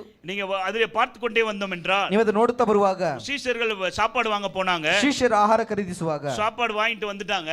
ಆಹಾರ ಖರೀದಿಸಿದ ನಂತರ அவங்க மனசுல ஃபுல்லா இருந்தது என்னன்னா, ಅವರ ಮನಸ್ಸಲ್ಲಿ ಇದ್ದದ್ದು ಏನಂದ್ರೆ சாப்பாட்டை குறித்தே காரியமா இருந்தார்கள். ಅವರು ಆಹಾರದ ಬಗ್ಗೆ ಯೋಚಿಸುವವರಾಗಿದ್ದರು. ஆனால் ஆண்டவர் என்ன நோக்கத்துக்காக கொண்டு வந்தார்? ಆದ್ರೆ ದೇವರು ಕರೆದಂತ ಉದ್ದೇಶವೇನು? வசனத்தில் நாம் பார்க்கிறோம். ವಾಕ್ಯದಲ್ಲಿ ನೋಡ್ತೇವೆ. 34வது வசனத்தை படித்தோம் என்றால் 34ನೇ ವಾಕ್ಯನ ಓದುವಾಗ 34 ಯೇಸು ಅವರಿಗೆ, ನನ್ನನ್ನು ಕಳುಹಿಸಿದಾತನ ಚಿತ್ತದಂತೆ ಮಾಡಿ ಆತನ ಕೆಲಸಗಳನ್ನು ಪೂರೈಸುವುದೇ ನನ್ನ ಆಹಾರವು.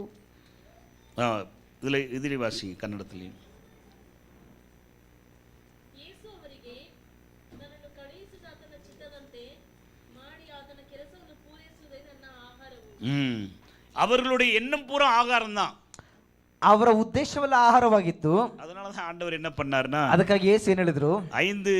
5 அப்பம் 2 மீனை வைத்து ஆண்டவர் அதிசயம் பண்ணினார். 5 ರೊಟ್ಟಿ 2 ಮೀನಿನ ಮುಖಾಂತರವಾಗಿ ದೇವರು ಅದ್ಭುತ ಮಾಡಿದನು. 5000 பேர் சாப்பிட்டாங்க. 5000 ಜನ ತಿಂದರು. about 20,000 வச்சுக்கலாம். ಹೆಚ್ಚು ಕಡಿಮೆ 20,000 ಜನ. ஆனா நீங்க பார்த்தோம்னா, ಆದ್ರೆ ನೋಡುವಾಗ ஆண்டவருக்கு தெரியும், ದೇವರು ಗೊತ್ತು இவர்களுடைய எண்ணம் பூரா சாப்பாடு தான். ಈ ಶಿಷ್ಯರ ಉದ್ದೇಶವೆಲ್ಲ ಆಹಾರ. மிச்சம் உள்ளதை 12 கூடையாக நிரப்புங்கள் என்று ಬಾಕಿ ಇರುವಂತದನ್ನು 12 ಪುಟ್ಟಿಗಳನ್ನು ಮಾಡಿ ಎಂಬುದಾಗಿ ಹೇಳಿದನು. 13 சொல்லி இருக்கலாம். 13 ಹೇಳಬಹುದಾಯಿತು. ஆனா அவர் சொல்லவில்லை, ಆದ್ರೆ ಅಲ್ಲಿ ಹೇಳಲಿಲ್ಲ, 12 தான் சொன்னார். 12 ಮಾತ್ರ ಹೇಳ್ತಾರೆ. அவருடைய நோக்கம் எல்லாம் என்ன அப்படின்னா, ಅವರ ಉದ್ದೇಶವಲ್ಲ ಏನಂದ್ರೆ எதற்கு அழைத்தார் என்றால் ಯಾವುದಕ್ಕಾಗಿ ಕರೆದಿದ್ದಾರೆ, அவருடைய சித்தத்தை செய்வதற்காகவே ಆತನ அழைத்தார். ತಂದೆಯ ಚಿತ್ತವನ್ನು ಮಾಡುವುದಕ್ಕಾಗಿ ಆತನ சொல்லுங்க, அவருடைய ಕರೆಯಲ್ಪಟ್ಟನು. சித்தத்தை ಹೇಳಿ செய்வதற்காக. ಆತನ ಚಿತ್ತ ಮಾಡುವುದಕ್ಕಾಗಿ. ஆண்டவர் உங்களை எதற்கு அழைத்திருக்கிறார்? ದೇವರು ಯಾವುದಕ್ಕಾಗಿ ಕರೆದಿದ್ದಾರೆ, ஆண்டவர் என்னை எதற்கு அழைத்திருக்கிறார்? ದೇವರು ಯಾವುದಕ್ಕಾಗಿ ನನ್ನನ್ನು அவருடைய ಕರೆದಿದ್ದಾನೆ, சித்தத்தை ಆತನ செய்வதற்காக. ಚಿತ್ತ ಮಾಡುವುದಕ್ಕಾಗಿ. அவருடைய சித்தம் என்ன பாஸ்டர்? ಆತನ ಚಿತ್ತ ಏನು ಬೋಧಕರೇ? வேத வசனத்தில் நாம் பார்க்கிறோம், ಸತ್ಯವೇದದಲ್ಲಿ ನಾವು ನೋಡ್ತೇವೆ, அவருக்கு போஜனம் முக்கியம் அல்ல, ಆತನಿಗೆ ಆಹಾರ ಮುಖ್ಯವಲ್ಲ, மற்ற காரியங்கள் முக்கியம் அல்ல, ಬೇರೆ ಕಾರ್ಯ ಮುಖ್ಯವಲ್ಲ, தேவனுடைய ராஜ்யத்துல ஒரு நபர் வரணும். ದೇವರ ರಾಜ್ಯದಲ್ಲಿ ಒಂದು ವ್ಯಕ್ತಿ ಬರಬೇಕು. அந்த பாரம் அவருக்குள்ள இருந்தது. ಆ ಭಾರ ಆತನಲ್ಲಿತ್ತು.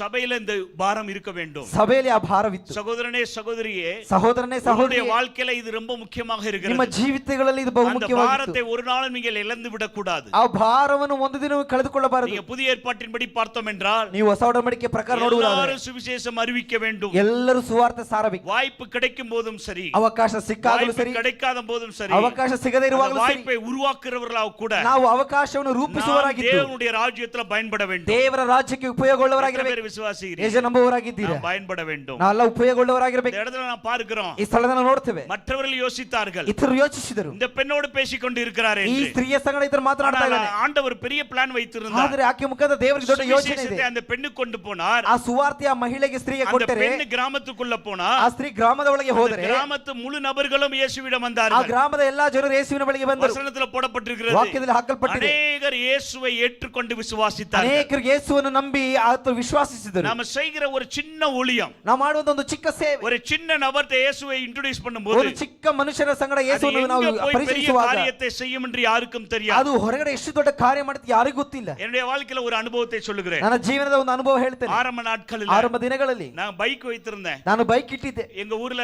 காய்கறி கடை கொஞ்சம் தூரமான ஒரு ஏரியா. ನಮ್ಮ ಊರಿನಲ್ಲಿ ತರಕಾರಿಗಳ ಅಂಗಡಿ ಬಹು ದೂರವಾದಂತ நான் ಕಾರ್ಯ. எப்பயும் போற வழிதான். ಅದು ಹೋಗುವಂತ ರಸ್ತೆ. ஒரு பெரிய ஜெயில் உண்டு. ಅಲ್ಲಿ ಒಂದು ದೊಡ್ಡ அந்த ಜೈಲ್ ಇದೆ. ஜெயிலை தாண்டி தான் நான் ಆ போவேன். ಜೈಲನ್ನು ದಾಟಿ ನಾವು ಹೋಗಬೇಕು. நான் ஒரு நாள் காய்கறி வாங்குறதுக்கு போறேன். ಒಂದಿನ ತರಕಾರಿ ತರುವುದಕ್ಕೆ ಹೋಗ್ತಾ அந்த ಇದ್ದೇನೆ. ஜெயிலை கிராஸ் பண்ணும்போது ಆ ಜೈಲನ್ನು ಕ್ರಾಸ್ ಮಾಡುವಾಗ எத்தனையோ வருடங்கள் இருக்கிறேன். ನಾನು ಎಷ್ಟೋ ವರ್ಷ ಅಲ್ಲಿದ್ದೇನೆ. ஆனா அன்னைக்கு மட்டும் ಅಲ್ಲಿ ಆ ದಿನ ಮಾತ್ರ பரிசுத்த ஆவியானவர் சொல்லுகிறார், ಪರಿಶುದ್ಧಾತ್ಮನ್ ಹೇಳ್ತಾನೆ, இந்த ஜெயிலுக்குள்ள இருக்கிறவங்களுக்கு யார் சுவிசேஷம் ಈ சொல்லுவாங்க? ಜೈಲಿನ ಒಳಗಿರುವಂತವರಿಗೆ ಯಾರು ಸುವಾರ್ತೆ ಹೇಳ್ತಾರೆ? எனக்கு என்ன ஆண்டவரே வித்தியாசமா இருக்கு அப்படின்ட்டு உணர்றேன். ನಾನು ದೇವರ ಇದು ವ್ಯತ್ಯಾಸವಾಗಿದ್ದಿಲ್ಲ ಎಂಬುದಾಗಿ ತಿಳಿತೆ. அப்படியே நான் போயிட்டேன். ಹಾಗೆ ನಾನು ಹೋದೆ, காய்கறி எல்லாம் வாங்கிட்டு இருக்கேன். ಕಾಯ್ಕೆರೆ ಎಲ್ಲ ತೆಗೆದುಕೊಂಡು திரும்ப ஒரு சத்தம் வருகிறது, ಆಗ ಮತ್ತೆ ಒಂದು ಶಬ್ದ ಬರ್ತಾ இந்த ಇದೆ. ஜெயில இருக்கிறவங்களுக்கு யார் சுவிசேஷம் ಈ சொல்லுவாங்க? ಜೈಲಿನಲ್ಲಿರುವ ಜನರಿಗೆ ಸುವಾರ್ತೆ ಹೇಳುವಂತವ್ರು ಯಾರು? காய்கறி வாங்கிட்டேன், ತರಕಾರಿ ತೆಗೆದಿದ್ದೇನೆ, திரும்பி வர்றேன். ಮತ್ತೆ ಬರ್ತಾ ಇದ್ದೇನೆ. எனக்கு பயங்கர ஒரு இது வந்துருச்சு. ஒரு சத்தத்தை கேட்டுக்கிட்டே இருக்கிறேன். ಆ ಶಬ್ದವನ್ನು ಕೇಳುವಾಗಲೇ ನನಗೆ ದೊಡ್ಡ ವೈರಾಗ್ಯ ಉಂಟಾಯಿತು. சரி, வீட்டுக்கு போறதுக்கு முன்பாகவே ಮನೆಗೆ ಹೋಗುವುದಕ್ಕೆ ಮುಂಚಿತವಾಗಿ ஜெயிலுக்குள்ள போயிடலாம் அப்படி. ಜೈಲಿನೊಳಗೆ ಹೋಗೋಣ. ஒரு வாட்ச்மேன் இருந்தார். ಅಲ್ಲೊಬ್ಬ ವಾಚ್ಮನ್ ಇದ್ರು. ஐயா உள்ள நான் போகணும் அப்படின்னு. ಅಯ್ಯನವರೇ, ನಾನು ಒಳಗೆ நீ ಹೋಗ್ಬೇಕೆಂಬ. யாருன்னு கேட்டார். ನೀನು ಯಾರು இந்த ಎಂಬುದಕ್ಕೆ மாதிரி நான் பாஸ்டர் அப்படி. ನಾನೊಂದು ಬೋಧಕ, சோ நான் வந்து இந்த மாதிரி கிறிஸ்டியன் பத்தி இது சுவிசேஷம் ನಾನು சொல்லுவேன். ಕ್ರಿಸ್ತನ ಬಗ್ಗೆ ಸುವಾರ್ತೆ ಹೇಳುವ. அவருக்கு ஒன்றும் புரியல. ಅವ್ರಿಗೇನು ಅರ್ಥವಾಗ್ಲಿಲ್ಲ. அவரு இங்கெல்லாம் பார்க்க முடியாது போயா அப்படின்ட்டு. ಇದೆಲ್ಲ ನಡಿ ಆಗ ಮಾತಾಡಕ್ಕೆ ನೋಡಕ್ ಆಗೋದಿಲ್ಲ. உள்ள ஒருத்தர் உட்கார்ந்திருந்தவர். ಒಳಗೆ ಒಬ್ರು ಕುಳಿತಿಯವರು, அவரை உள்ள அனுப்புங்க அப்படின்னு. ಅವರನ್ನ ಒಳಗೆ ಕಳಿಸಿ ಅಂತ ಕೇಳಿದ್ರು. அவர்கிட்ட போனேன். ಅವರ ಬಳಿ ಹೋದೆ, அவர்கிட்ட சொல்றேன், ಅವರ ಬಳಿ ಹೇಳ್ತೇನೆ, உள்ள இந்த ஜெயிலர் அவரை பார்க்கணும் அப்படி. ಅಲ್ಲಿಂದ ಜೈಲು ಅಧಿಕಾರಿನ ನೋಡ್ಬೇಕು. அப்படியா, என்ன அப்படின்னாரு. ಯಾಕೆ ಎಂಬುದ ಕೇಳಿದ್ರು. உள்ள இருக்கிறவங்களுக்கு எல்லாம் சுவிசேஷம். ನಾನು ಒಳಗೆ ಇರುವಂತವ್ರಿಗೆ ಸುವಾರ್ತೆ ಹೇಳಬೇಕು. சரி, ஜெயிலர் உள்ள இருக்கார், போய் பாரு அப்படி. ಅಲ್ಲಿ ಜೈಲಧಿಕಾರಿ ಒಳಗೆ ಇದ್ದವ್ರಿಗೆ ನೋಡು. உள்ள போனேன், ಒಳಗೆ ಹೋದೆ, ஜெயிலர்கிட்ட போய் சொல்றேன், ನಾನು ಜೈಲಧಿಕಾರಿಗೆ ಹೇಳ್ತೇನೆ, உட்காருன்னாரு. ಕುಳಿತುಕೊಳ್ಳಿ ಎಂಬುದಾಗಿ ಹೇಳಿದ್ರು. சொல்லு அப்படின்னா ಹೇಳಿ ಎಂಬುದಾಗಿ ಹೇಳಿದ್ರು. அவர்கிட்ட சொன்ன பிறகு ನಾನು ಅವರ ಬಳಿ ಹೇಳಿದ ನಂತರ என்னையா நீ இவங்களுக்கு போய் என்னத்தையா சொல்ல போற அப்படின்னு. ಅವ್ರು ಹೇಳಿದ್ರು, ಏನಪ್ಪಾ ನೀನು ಇವರಿಗೆಲ್ಲ ಹೋಗಿ ಏನ್ ಹೇಳಿದ್ಯಾ? இது வந்து சுவிசேஷம், இது நல்ல காரியங்கள் நான் சொல்லுவேன் அப்படின்னு. ಇದು ಸುವಾರ್ತೆ, ನಾನು ಅವರಿಗೆ ಒಳ್ಳೆ ವಿಚಾರ அவர் ಹೇಳಿದೆ. என்னை கூட்டி போய் ಅವ್ರನ್ನ ಕರೆದುಕೊಂಡು ஒரு ಹೋಗಿ ஜன்னலை திறந்தார். ಒಂದು ಕಿಟಕಿಯನ್ನು ತೆಗೆದ್ರು. அந்த ஜன்னலை திறக்கும் போது ಆ ಕಿಟಕಿನ ತೆಗೆಯುವಾಗ ஜன்னல் மூலம் ஃபுல் ஜெயிலையும் பார்க்கலாம். ಆ ಕಿಟಕಿಯಿಂದ ಸಂಪೂರ್ಣ ಜೈಲು ನೋಡಬಹುದು. அப்படிதான் வச்சிருப்பாங்க. ಅದರ ರೂಪ ಹಾಗೆ ಇರುತ್ತೆ. நான் முதல் தடவை பார்க்கறேன். ನಾನು ಮೊದಲ ಬಾರಿ ನೋಡ್ತಾ திறந்து ಇದ್ದೇನೆ. பார்க்கும்போது ಆ ತೆಗೆದು ನೋಡುವಾಗ எல்லாம் உட்கார்ந்திருக்காங்க. ಎಲ್ಲ ಕುಳಿತಿದ್ದಾರೆ. எல்லாம் அவன் குரங்கு மாதிரி உட்கார்ந்து சேட்டை பண்ணிட்டாங்க. ಅವರು ಮಂಗನ ಹಾಗೆ ಕುಳಿತು ಏನ ಚೇಷ್ಟೆ ಮಾಡ್ತಾ ಇದ್ದಾರೆ. அவன் கொலை செஞ்சான், அவன் அது பண்ணா இதை பண்ணா. ಅವನು ಕೊಲೆ ಮಾಡ್ದ, ಇವನು ಇದು ಮಾಡ್ದ, ಅದು ಮಾಡ್ದ ಎಂಬುದಾಗಿ ಹೇಳ್ತಾ ಇದ್ದಾರೆ. இயேசு பாவிக்காகத்தான் வந்தார். ಯೇಸು ಪಾಪಿಗಾಗಿಯೇ ಬಂದನು. நான் பாவியா இருந்தேன், ನಾನು ಪಾಪಿಯಾಗಿ இயேசு என்னை ரட்சித்தார். ಯೇಸುವನ್ನು இந்த ರಕ್ಷಿಸಿದ. மக்களுக்காக நான் சொல்லணும், ಈ ಮಕ್ಕಳಿಗಾಗಿ ನಾನು ಹೇಳಬೇಕು, ஒரு பெர்மிஷன் கொடுங்க, ಒಂದು ಅಪ್ಪಣೆ ಕೊಡಿ, 1 hour கொடுங்க. 1 ಗಂಟೆ ಕೊಡಿ. சரி போ, ಅವ್ರು ಹೇಳಿ ಪರವಾಗಿಲ್ಲ, பெர்மிஷன் கொடுக்குறேன், 1/2 மணி நேரம் எடுத்துக்க அப்படின்னாரு. ನಾನು ಅರ್ಧ ಗಂಟೆ ಕೊಡ್ತೇನೆ, ಹೋಗು. அடுத்த வாரம் இந்த டயத்துக்கு வந்துருன்ட்டார். ಮುಂದಿನ ವಾರ ಈ ಸಮಯಕ್ಕೆ ಬಾ. கழிச்சு நான் போறேன். ನಾನು ಒಂದು ವಾರ ನಂತರ ಹೋಗ್ತೇನೆ. என் கூட 2 ஊழியக்காரர்களை கூட்டிட்டு ನನ್ನ ಜೊತೆ ಇಬ್ಬರು ಸೇವಕರನ್ನು ಕರ್ಕೊಂಡು ಸಮೋಸಾ ಗುಲಾಬ್ ಜಾಮ್ ಇದೆல்லாம் வாங்கிட்டு போறேன். ಸಮೋಸಾ ಗುಲಾಬ್ ಜಾಮೂನ್ ಎಲ್ಲ ಖರೀದಿಸಿ நியூ ಹೋಗ್ತೇನೆ. டெஸ்ட்மென்ட் பைபிளா கொண்டு போனோம். ಹೊಸ ಒಡಂಬಡಿಕೆ ಸತ್ಯ ತೆಗೆದುಕೊಂಡು ಹೋಗ್ತೇನೆ. மீட்டிங் மாதிரி அரேஞ்ச் பண்ணாங்க. ಒಂದು ಮೀಟಿಂಗ್ ನ ಹಾಗೆ ಅರೇಂಜ್ ಮಾಡಿದ್ರು. ಅಸೆಂಬಲ್ பண்ணாங்க. ಎಲ್ಲರನ್ನು ಕರೆದ್ರು. மைக் வச்சு சுவிசேஷ சொன்னேன். ನಾನು ಮೈಕ್ ಅನ್ನು ಇಟ್ಟು ಒಂದು ಸುವಾರ್ತೆ ஒரு ಹೇಳಿದೆ. ಸ್ಕಿಟ್ போட்டு ஒரு பாட்டு பாடணும். ಒಂದು ನೃತ್ಯ ಮಾಡಿ ಒಂದು ನಟನೆ ಮಾಡಿ கடைசியாக சொன்னேன். ಕೊನೆಯದಾಗಿ ಹೇಳಿದೆ, எத்தனை பேருக்கு ஜெபிக்கணும்? ಎಷ್ಟು ಜನರಿಗೆ ಪ್ರಾರ್ಥಿಸಬೇಕು? இயேசು ஒருத்தர் தான் விடுதலை கொடுக்க முடியும். ಯೇಸು ಒಬ್ಬರೇ ಬಿಡುಗಡೆ ಕೊಡಲು ಸಾಧ್ಯ. அவர் ரத்தத்தினால தான் விடுதலை உண்டு. ಆತನ ರಕ್ತದಲ್ಲಿ ಬಿಡುಗಡೆ ಇದೆ. நாமத்துல விடுதலை உண்டு. ಆತನ ನಾಮದಲ್ಲಿ ಬಿಡುಗಡೆ ಇದೆ. அவரை நீங்க கூப்பிடுங்க. ಆತನ ನೀವು ಕರೆಯಿರಿ. குடும்பத்துக்காக ஜெபிங்க. ಕುಟುಂಬಕ್ಕಾಗಿ ಪ್ರಾರ್ಥಿಸಿ அப்படி சொல்லும்போது நிறைய பேர் வரல. ಅನೇಕರು ಮುಂದೆ ಬರಲಿಲ್ಲ. கொஞ்சம் பேர் வந்து பைபிளை வாங்கிட்டு போனாங்க. ಸ್ವಲ್ಪ ಜನ ಬಂದು ತೆಗೆದುಕೊಂಡು ಹೋದ್ರು. அதுல 2 பேர். ಅದರಲ್ಲಿ ಇಬ್ಬರು. ஆரம்பத்துல இருந்து ஒரு வாலிபன் என்னை பார்த்துக்கிட்டே இருந்தான். ಆರಂಭದಿಂದ ಒಬ್ಬ ಯೌವನಸ್ಥನ ನೋಡ್ತಾನೆ ಇದ್ದ. சோ அவன் என் பக்கத்துல வந்தான். ಆತ ನನ್ನ ಬಳಿ ಬಂದನು. ಬಂದು என்னை பார்த்து ನಾನು ನೋಡಿ, நீங்க சீனிவாசன் சார் தானே அப்படின்னா. ನೀವು ಶ್ರೀನಿವಾಸನ್ ಸಾರ್ ತಾನೆ ಎಂಬುದಾಗಿ ಹೇಳಿದ. எனக்கு பயங்கர ஷாக். ನನಗೆ ತುಂಬಾ ಆಶ್ಚರ್ಯವಾಯಿತು. ஜெயில்ல இருக்கிறவன் ஏன் பேரை சொல்றான்? ಜೈಲಲ್ಲಿ ಇರುವತ್ತು ನನ್ನ ಹೆಸರು ಹೇಳ್ತಾ ಇದ್ದಾನೆ. ஏன்னா நான் ಆರಂಭத்துல அங்க போகும்போது ಕಾರಣ ನಾನು ಆರಂಭ ದಿನಗಳಲ್ಲಿ ಹೋಗುವಾಗ ಟೀಚರ್ இருந்தேன் ஒரு ஸ்கூல்ல. ನಾನು ಒಂದು ಶಾಲೆಯಲ್ಲಿ ಪಾರ್ಟ್ ಟೈಮ್ ಆಗಿ ಟೀಚರ್ ಆಗಿದ್ದೆ. முழு நேர ஊழியத்துக்கு வருவதற்கு முன்பாக ನಾನು ಪೂರ್ಣ ಸೇವೆಗೆ ಬರುವುದಕ್ಕೆ ಮುಂಚಿತವಾಗಿ 6th ಮ್ಯಾಥ್ಸ್ எடுத்தவன் ನಾನು 6ನೇ ತರಗತಿಗೆ ಗಣಿತ ತೆಗೆದಿದ್ದೆ. சொல்றேன் என் பேரு ஹர்ப்ரீத் சார். ಆತನ ಹೇಳ್ತಾ, ನನ್ನ ಹೆಸರು ಹರ್ಪ್ರೀತ್. ನಾನು 6th உங்ககிட்ட தான் ಮ್ಯಾಥ್ಸ್ படிச்சேன். ನಾನು 6ನೇ ತರಗತಿಯಲ್ಲಿ ನಿಮ್ಮ ಬಳಿ ಗಣಿತ ಓದ್ತಿದ್ದೆ. ಕ್ಲಾಸ್ வரும்போதெல்லாம் ಕಣ್ಣು ಮುಡಿ ಜெபம்லாம் பண்ணுவீங்க. ನೀವು ನಾನು ಶಾಲೆಗೆ ಬರುವಾಗ ನನ್ನ ಮೇಲೆ ಕೈ ಇಟ್ಟು ಪ್ರಾರ್ಥನೆ ಮಾಡ್ತಾ ಇದ್ರಿ. ಯೇಸು ಕಥೆಯೆல்லாம் சொல்லுவீங்க. ಯೇಸುವಿನ ಕಥೆ ಎಲ್ಲ ಹೇಳ್ತಾ ಇದ್ರಿ. ನೀ ಎದುಗಡೆ ಉள்ள ಬಂದ? ನಾನು ಕೇಳಿದೆ, ನೀನು ಯಾಕಪ್ಪ ಒಳಗೆ ಬಂದೆ? ಮರ್ಡರ್ ಕೇಸ್ல ಉள்ள விட்டாங்க சார். ನನ್ನನ್ನು ಯಾವುದೋ ಒಂದು ಕೊಲೆ ಕೇಸ್ನ ಒಳಗೆ ಹಾಕಿದ್ದಾರೆ. தயவு செய்து எனக்கு ஜெபம் பண்ணுங்கன்னு முழங்கால் ದಯವಿಟ್ಟು ನನಗಾಗಿ ಪ್ರಾರ್ಥಿಸಿ ಮುಂದೆ ಮೊಣಕಾಲಾಗ್ದೆ. ನಾನು ಯೋಚನೆ இதுதான் நம்மளுக்கு சரியான சந்தர்ப்பம். ಇದೇ ನಮಗೆ ಒಳ್ಳೆಯ ಸಮಯ. முகாந்திரம் இல்லாம கொண்டு வரல. ಉದ್ದೇಶವಿಲ್ಲದೆ ಕರೆ ತರಲಿಲ್ಲ. என்கிட்ட பாதி பைபிள் இருக்கு. ನನ್ನ ಬಳಿ ಅರ್ಧ ಬೈಬಲ್ ಇದೆ. இந்த ஊழியத்தை நீதே பண்ணணும். ಈ ಸೇವೆ ನೀನೇ ಮಾಡಬೇಕು. ஆமா, நீ பண்ணு, ஆண்டவர் உனக்கு விடுதலை கொடுப்பாரு. ನಾನು ಹೇಳಿದ್ರೆ, ಈ ಸೇವೆ ನೀನು ಮಾಡು, ನಿನಗೆ ದೇವರು ಬಿಡುಗಡೆ ಕೊಡ್ತಾನೆ. ಬೈಬಲ್ கொடுத்துரு, ಎಲ್ಲರಿಗೂ ಕೊಡು, எல்லாருக்கும் இயேசுவை சொல்லிட்டு ಎಲ್ಲರ ಬಳಿ ಯೇಸುವಿನ ಬಗ್ಗೆ ಹೇಳು. கட்டாயம் சொல்றேன் சார். ನಾನು ಖಂಡಿತವಾಗಿ ಹೇಳ್ತೀನಿ ಸರ್. இன்னொரு டாக்டர் வந்தார். ಮತ್ತೊಂದು ವೈದ್ಯರು ಬಂದರು. நான் வந்து போதைப் பொருள் மாத்திரை வித்ததனால என்னை தூக்கி உள்ள போட்டாங்க. ನಾನು ಮದ್ಯ ಮಾತ್ರೆಗಳನ್ನ ಮಾರಿದ ಕಾರಣ ಜೈಲಿನಲ್ಲಿ ಹಾಕಿದ್ದಾರೆ. ಕೇಳಿಪಟ್ಟಿರುக்கிறேன். ನಾನು ಯೇಸುವಿನ ಬಗ್ಗೆ ನಾನು ಕೇಳಿದ್ದೇನೆ. ಯೇಸುவை ரொம்ப பிடிக்கும். ನನಗೆ ಯೇಸುವಿನ ಬಗ್ಗೆ ತುಂಬಾ ಇಷ್ಟ. ಬೈಬಲ್ கொடுங்க, ನನಗೆ ಸತ್ಯವೇದ ಕೊಡಿ. 2 பேத்தையும் அங்க டிசிபிள் ஆக்கிட்டேன். ಈ ಇಬ್ಬರನ್ನ ನನ್ನ ಅನುಯಾಯಿಗಳಾಗಿ ಮಾಡಿದ್ರು. நீங்க தான் ஜெயில் மினிஸ்ட்ரி பண்ணணும். ನೀವೇ ಸೆರೆಮನಿಯ ಸೇವೆ வாய்ப்பு இருக்கோ அங்க இயேசுவை ಇಂಟ್ರೊಡ್ಯೂಸ್ பண்ணி ಎಲ್ಲಿ ಅವಕಾಶ ಇದೆಯೋ ಅಲ್ಲಿ ಯೇಸುವನ್ನು ನೀವು ತೋರಿಸಿಕೊಡಬೇಕು. மிஷன் ஸ்தலம்னா என்ன தெரியுமா?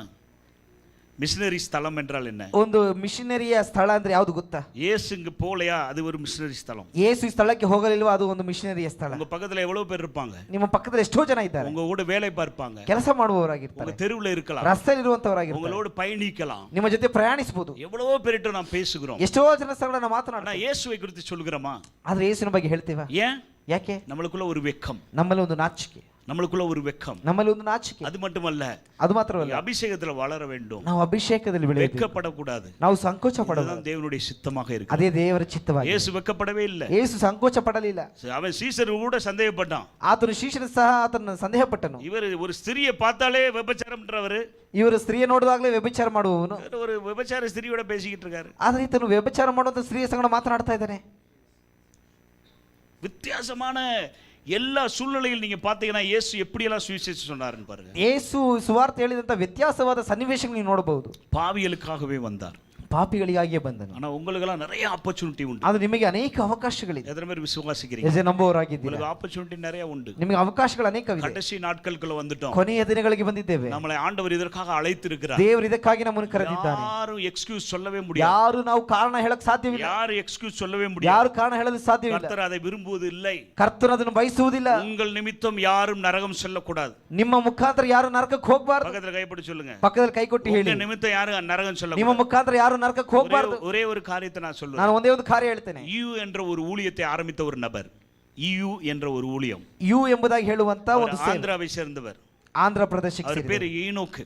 ಅವರ ಹೆಸರು ಏನು? அவர் இறந்து விட்டார். ಅವರು ಮರಣ நல்ல ಹೊಂದಿದ್ದಾರೆ. சுவிசேஷகர், ಒಳ್ಳೆ ಸುವಾರ್ತಿಕರು. அவர் டெய்லி பஸ் ஏறி போய் நிறைய இடங்களுக்கு சுவிசேஷம் சொல்லுவார். ಅವರು ಪ್ರತಿದಿನ ಬಸ್ಗಳನ್ನು ಹತ್ತಿ ಅನೇಕ ಕಡೆ ಸುವಾರ್ತೆ ஒரு ಹೇಳ್ತಾರೆ. நாள் நைட் பஸ் ஸ்டாண்ட்ல இறங்குறாரு. ಒಂದಿನ ರಾತ್ರಿ ಬಸ್ ಸ್ಟ್ಯಾಂಡ್ ನಲ್ಲಿ ಇಳಿಯುತ್ತಾರೆ. பரிசுத்த ஆவியானவர் சொல்றாரு, ಪರಿಶುದ್ಧಾತ್ಮನ ಹೇಳ್ತಾರೆ, அங்க ஒரு பிச்சைக்காரன் இருக்கான் பா, ಅಲ್ಲಿ ಭಿಕ್ಷುಕನಿದ್ದಾನೆ, அவன்கிட்ட போய் சொல்லு என்னை பத்தி அப்படின்றாரு. ಆ ಭಿಕ್ಷುಕನ ನನ್ನ ಬಗ್ಗೆ ಹೋಗಿ ಹೇಳು. இவர் சொல்றாரு, ಈತನ ಹೇಳ್ತಾನೆ, ஆண்டவரே நீங்க பேசாம இருங்க, ದೇವರೇ ನೀವು ಸುಮ್ಮನಿರಿ, டைம் ஆயிருச்சு, ಸಮಯ ಆಗಿದೆ, காலையில இருந்து ஊழியம் தான் பண்ண, ಬೆಳಗ್ಗೆಯಿಂದ ಇದೇ ಸೇವೆ ಮಾಡಿದ್ದೇನೆ, அதனால இன்னைக்கு நைட் போய் ரெஸ்ட், ಇದನ್ನ ರಾತ್ರಿ ನಾನು ವಿಶ್ರಾಂತಿ டெய்லி ಮಾಡಲಿದ್ದೇನೆ, இந்த பிச்சைக்காரனை பாக்குறேன், ನಾನು ನಾಳೆ ಮುಂದಿನ ದಿನ ನೋಡ್ಕೊಳ್ತೇನೆ, காலையில நான் வருவேன், ಬೆಳಗ್ಗೆ ಬರ್ತೇನೆ, கட்டாயம் அவன்கிட்ட போய் சொல்றேன், ಕಡ್ಡಾಯವಾಗಿ ನಾನು ಹೇಳ್ತೇನೆ. இப்ப சொல்றான்றார். ದೇವರು ಹೇಳ್ತಾರೆ, ಈಗಲೇ ಹೇಳಪ್ಪ.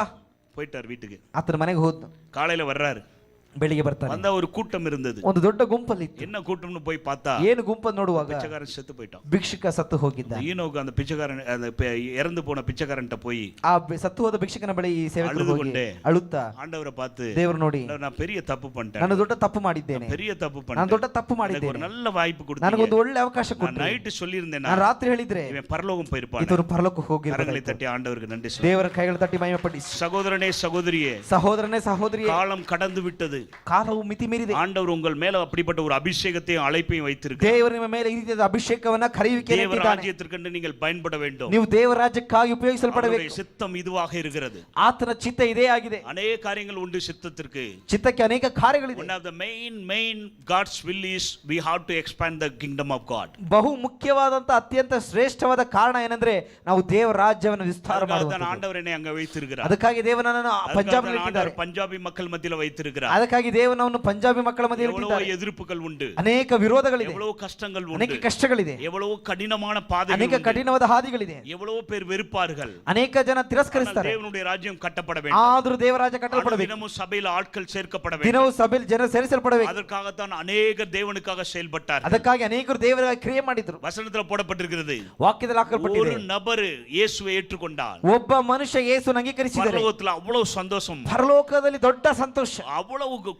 குதிகலம் ಅಷ್ಟೇ ಅಷ್ಟೊಂದು ಸಂಭ್ರಮಾಚರಣೆ. நான் ஒரு கேள்வி கேட்கிறேன். ನಾನು ಪ್ರಶ್ನೆ ಕೇಳ್ತೇನೆ. உங்கள் மூலம் ஒருத்தர் சுவிசேஷம் செல்கிறது, ನಿಮ್ಮ ಮುಖಾಂತರ ಒಬ್ಬರಿಗೆ ಸುವಾರ್ತೆ ಹೋಗ್ತಾರೆ, சபைக்கு வருகிறார், ಸಭೆಗೆ ಬರ್ತಾರೆ, ஆண்டவரை ஏற்றுக்கொண்டார், ದೇವರನ್ನು ಅಂಗೀಕರಿಸ್ತಾರೆ. அப்படினா பரலோக சந்தோஷப்படுதுனா ಹಾಗಾದ್ರೆ ಪರಲೋಕ ಸಂತೋಷ ಪಡುವುದಾದ್ರೆ பரலோகம் உங்களை நோக்கும். ಅದೇ ಪರಲೋಕ ನಿಮ್ಮನ್ನು ನೋಡುತ್ತೆ. எப்படி நோக்கும்னா, ಹೇಗೆ ನೋಡುತ್ತಂದ್ರೆ எனக்காக, ನನಗಾಗಿ, ராஜ்யத்திற்காக, ರಾಜ್ಯಕ್ಕಾಗಿ இவன் வேலை பார்த்தான், ಇವನು ಕೆಲಸ ಮಾಡಿದ್ದಾನೆ, நான் கட்டாயம் ஆசீர்வதிப்பேன், ಇವನ ನಾನು ಖಂಡಿತವಾಗಿ ಆಶೀರ್ವದಿಸಬೇಕು, இவனுடைய தேவைகளை சந்திப்பேன், ಇವನ ಅವಶ್ಯಕತೆ ಪೂರೈಸುತ್ತೇನೆ, குடும்பத்தை ಕುಟುಂಬವನ್ನು ಸಂಧಿಸುತ್ತೇನೆ, குடும்பத்துல சமாதானத்தை கொடுப்பேன், ಕುಟುಂಬದ ಸಮಾಧಾನ ಕೊಡ್ತೇನೆ. ஆண்டவர் அப்படிப்பட்ட ஆசீர்வாதங்களை கொடுப்பார். ದೇವರ ಆ ರೀತಿಯಾದ ಆಶೀರ್ವಾದ ಕೊಡುವ. தேவனுக்காக ஓடுவோம், ದೇವರಿಗಾಗಿ ಓಡೋಣ, தேவனுக்காக செயல்படுவோம், ದೇವರಿಗಾಗಿ ಕ್ರಿಯೆ ಮಾಡೋಣ, தேவனுடைய சித்தத்தை செய்வோம். ದೇವರ ಚಿತ್ತವನ್ನು ಮಾಡೋಣ. ஒவ்வொருவர் மேலேயும் ஆண்டவர் வைத்திருக்கிற ஒரு சித்தம், ಪ್ರತಿಯೊಬ್ಬರ ಮೇಲೆ ದೇವರಿಟ್ಟಿರುವ ಚಿತ್ತ. அதைத்தான் புதிய ஏற்பாட்டில் அநேக நபர்கள் செய்தார்கள். ಅದನ್ನೇ ಹೊಸ ಒಡಂಬಡಿಕೆಯಲ್ಲಿ ಅನೇಕ ವ್ಯಕ್ತಿಗಳು ಮಾಡಿದ್ರು. வெறும் சீஷர்கள் மட்டுமல்ல, ಬರೀ ಶಿಷ್ಯರು ಮಾತ್ರವಲ್ಲ, வசனத்தில் போடப்பட்டிருக்கிறது, ವಾಕ್ಯದ ಹಾಕಲ್ಪಟ್ಟಿದೆ, அநேக பெண்கள் ಅನೇಕ ಸಹೋದರಿಯರು தன்னுடைய காரியங்களை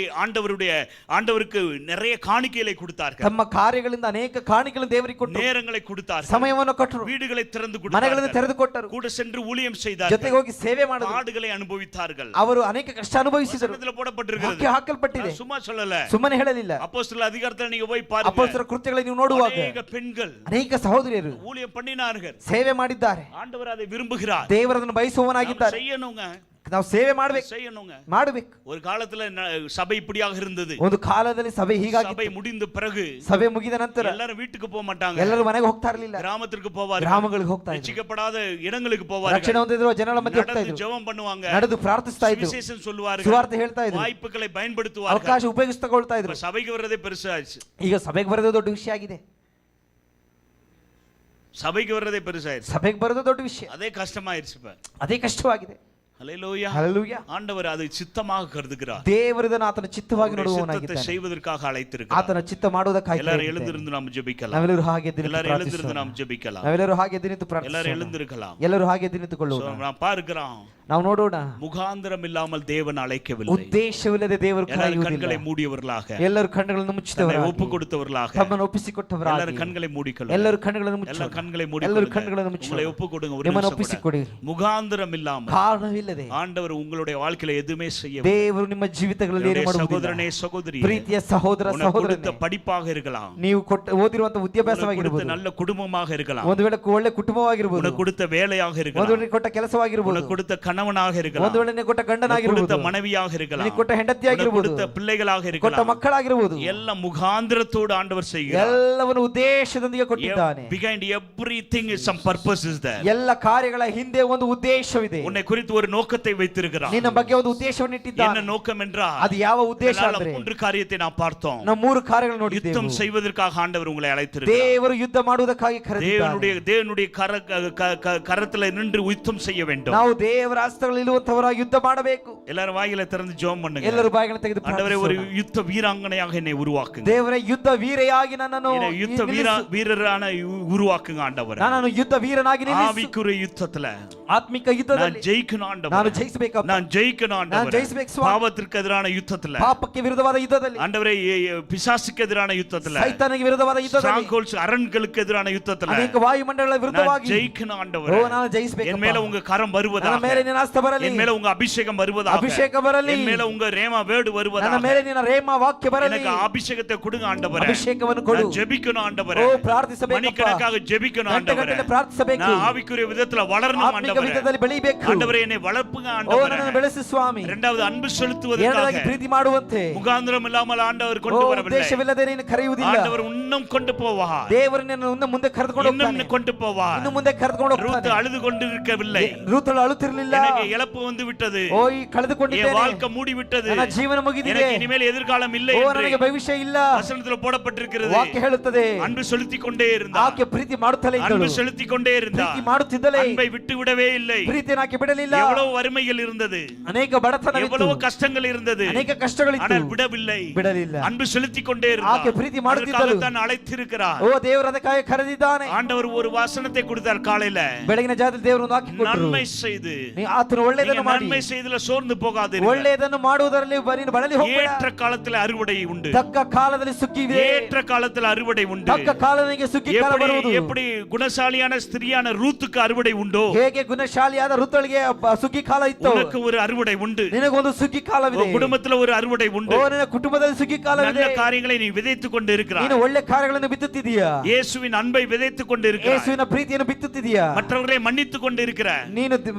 ಕ್ಷಮಿಸುತ್ತಿದ್ದೀಯಾ. விதைக்கப்படுகிற ஒவ்வொரு காரியத்துக்கும் ஒரு அறுவடை உண்டு. ಓ ನಿನ್ನಲ್ಲಿ ಬಿತ್ತಲ್ಪಡುವಂತ ಪ್ರತಿಯೊಂದು ಕಾರ್ಯಕ್ಕೂ ಸುಗ್ಗಿ ಕಾಲವಿದೆ. ரெண்டு கரத்தையும் மேல உயர்த்தி ಎರಡು கொண்டு ಕರಗಳನ್ನು ಚಾಚಿದವರಾಗಿ ஒப்பு கொடுக்கலாம். உம்முடைய சித்தத்தை செய்வதற்காக ಆತನ ಚಿತ್ತವನ್ನು ಮಾಡುವಂತವರಾಗಿ, ஆண்டவரே, உங்க சித்தத்தை நான் செய்யணும் ஆண்டவரே. ದೇವರೇ ನಿನ್ನ ಚಿತ್ತವನ್ನು ಮಾಡುವವನಾಗಿರಬೇಕು. ஏன் சித்தம் இல்ல ನನ್ನ ஆண்டவரே, ಚಿತ್ತವಲ್ಲಪ್ಪ, ஏன் யோசனை இல்ல, ನನ್ನ ಯೋಚನೆಗಳಲ್ಲ, உங்க சித்தத்தை மட்டும் நான் செய்யணும் ನಿನ್ನ ஆண்டவரே. ಚಿತ್ತ ಒಂದೇ ನಾನು ಮಾಡಬೇಕು. மற்றவர்கள்ட்ட ஆண்டவரே சுவிசேஷத்தை கொண்டு சொல்லணும். ದೇವರ ಇತರರಿಗೆ ನಾನು ಸುವಾರ್ತನೆ ಹೇಳಬೇಕು. எல்லாரும் ஒப்பு கொடுங்க. ಎಲ್ಲರೂ ಒಪ್ಪಿಸಿಕೊಡಿ. நீங்க யோசிக்கலாம், ನೀವು ಯೋಚಿಸಬಹುದು, மோசையை போல யோசிக்கலாம். ಮೋಸೆ ಹಾಗೆ நான் ಯೋಚಿಸಬಹುದು. திக்குவாயனே, ದೇವರೇ ನಾನು ತೊದಲು ಬಾಯಿಯವನು, என்ன எப்படி நீங்க பயன்படுத்த ನನ್ನನ್ನು முடியும்? ಹೇಗೆ ಉಪಯೋಗಿಸಲು ಸಾಧ್ಯ? I am nothing Lord. ನಾನು ಏನಿಲ್ಲ, நான் படிக்கல ನಾನು ஆண்டவரே, ಓದಲಿಲ್ಲ ಸ್ವಾಮಿ, எனக்கு எப்படி பேசணும்னு ನನಗೆ தெரியாது ஆண்டவரே. ಮಾತನಾಡಲು ಗೊತ್ತಿಲ್ಲ. நான் என்ன நீங்க எப்படி பயன்படுத்த முடியும்? ಮತ್ತೆ ನನ್ನನ್ನು ಹೇಗೆ ಉಪಯೋಗಿಸ್ತೀರಪ್ಪ? ஆண்டவர் வசனத்துல சொல்லுகிறார், ದೇವರ ವಾಕ್ಯ ಹೇಳುತ್ತದೆ, நீ அங்கு போ, நான் பேசுவேன் என்று சொல்லுகிறார். ನೀನು ಹೋಗು, ಮಾತನಾಡುವುದು ನಾನೇ ಎಂಬುದಾಗಿ ಹೇಳ್ತಾನೆ. ஆண்டவர் உங்கள் மூலமா செய்ய ದೇವರು விரும்புகிறார். ನಿಮ್ಮ ಮುಖಾಂತರ ಮಾತನಾಡುವವನಾಗಿದ್ದಾನೆ. இயேசுவை குறித்து நீங்க சொல்லணும். ಯೇಸುವಿನ ಬಗ್ಗೆ ನೀವು ಹೇಳಬೇಕು. சகோதரனே, சகோதரியே, ಸಹೋದರನೇ ಸಹೋದರಿ, உன் கண்ணு முன்பாக ನಿನ್ನ ಕಣ್ಣಿನ ಮುಂದೆ அநேக பாவங்கள் செய்கிறாங்க மக்கள். ಅನೇಕ ಪಾಪಗಳು ಜನರು ಮಾಡುವಂತವರಾಗಿದ್ದಾರೆ. பாவம் பண்ணுகிற மக்களுக்கு நீதான் உத்தரவாதி. ಪಾಪವನ್ನು ಮಾಡುವಂತ ಜನರಿಗೆ ನೀನೇ ಅಪ್ಪಣೆ ಉತ್ತರ ಕೊಡಬೇಕು. நீ வேலை பார்க்கிற ஸ்தலத்துல ನೀನು ಕೆಲಸ ಮಾಡುವ ಸ್ಥಳದಲ್ಲಿ எவ்வளவு டிப்ரெஷன்ல இருக்கிறாங்க. ಎಷ್ಟೋ ಅವರು ಅನೇಕ ಏಕಾಂತದಲ್ಲಿದ್ದಾರೆ. என்கிட்ட பொன்னோ வெள்ளியோ கிடையாது, ನನ್ನ ಬಳಿ ಬೆಳ್ಳಿ ಬಂಗಾರಗಳಿಲ್ಲ, என்கிட்ட இயேசுவின் நாமம். ನನ್ನ ಬಳಿ ಇರುವಂತದ್ದು ಯೇಸುವಿನ ನಾಮ. அந்த நாமத்தை நீங்க இன்ட்ரோ듀ce ಆ பண்ணுங்க. ನಾಮವನ್ನು ಅವರಿಗೆ ಪರಿಚಯಿಸಿ, நீங்க அந்த நாமத்தை இன்ட்ரோ듀ce ಆ பண்ணுங்க. ನಾಮವನ್ನು ಪರಿಚಯಿಸಿ, அந்த நாமத்தை நீங்க இன்ட்ரோ듀ce ಆ பண்ணுங்க. ನಾಮವನ್ನು ಪರಿಚಯಿಸಿ. அன்னைக்கு நாம் பார்க்கிறோம், ಆ ದಿನ ನೋಡ್ತೇವೆ, விபச்சார ஸ்திரீ மட்டுமல்ல, ಆ ವ್ಯಭಿಚಾರ ಸ್ತ್ರೀ ಮಾತ್ರವಲ್ಲ, அவள் உடனே ஊழியக்காரியாக மாறினாள். ಆಕೆ ತಕ್ಷಣ ಸೇವಕಿಯಾಗಿ அவள் ಬದಲಾದಳು. மூலம் கிராமம் சந்திக்கப்பட்டது. ಆ ಗ್ರಾಮ ಸಂಧಿಸಲ್ಪಟ್ಟಿದೆ, வசனத்துல போடப்பட்டிருக்கிறது, ವಾಕ್ಯದಲ್ಲಿ ಹಾಕಲ್ಪಟ್ಟಿದೆ. அவள் நிமித்தமாக ಆಕೆಯ ನಿಮಿತ್ತ முழு கிராமமும் ಸಂಪೂರ್ಣ ಗ್ರಾಮ இயேசுவை நோக்கி வந்தது. ಯೇಸುವನ್ನು ದೃಷ್ಟಿಸಿ ನೋಡಿ, இயேசுவை நோக்கி வந்தது. ಯೇಸುವನ್ನು ದೃಷ್ಟಿಸಿ ನೋಡಿತು. சகோதரனே, சகோதரி, ಸಹೋದರನೇ ಸಹೋದರಿಯೇ, உனக்கு தெரியாது, ನಿನಗೆ ಗೊತ್ತಿಲ್ಲ, நீ ஒரு நபரை சந்திக்கும் போது ನೀನೊಂದು ವ್ಯಕ್ತಿಯನ್ನು ಸಂಧಿಸುವಾಗ குடும்பம் விடுதலை பெறும். ಆ ಕುಟುಂಬ ಬಿಡುಗಡೆ அந்த ಹೊಂದುತ್ತದೆ. குடும்பத்தை ஆண்டவர் கொண்டு ಆ வருவார். ಕುಟುಂಬವನ್ನು ದೇವರು அந்த குடும்பத்துடைய ಸಂಧಿಸುವವನಾಗಿದ್ದಾನೆ. சூழ்நிலைகளை ಆ மாற்றுவார். ಕುಟುಂಬವನ್ನು ದೇವರು இயேசு ಸಂಧಿಸುವವನಾಗಿದ್ದಾನೆ. எந்த வீட்டுக்குள்ள போகிறாரோ ದೇವರು ಯೇಸು ಯಾವ ಮನೆಯಲ್ಲಿ அங்க ಹೋಗ್ತಾನೋ விடுதலை உண்டு, ಅಲ್ಲಿ ಬಿಡುಗಡೆ ಉಂಟು, அங்க சமாதானம் ಅಲ್ಲಿ உண்டு, ಸಮಾಧಾನ ಉಂಟು, அங்க ஆசீர்வாதம் ಅಲ್ಲಿ உண்டு. ಆಶೀರ್ವಾದ ಉಂಟು.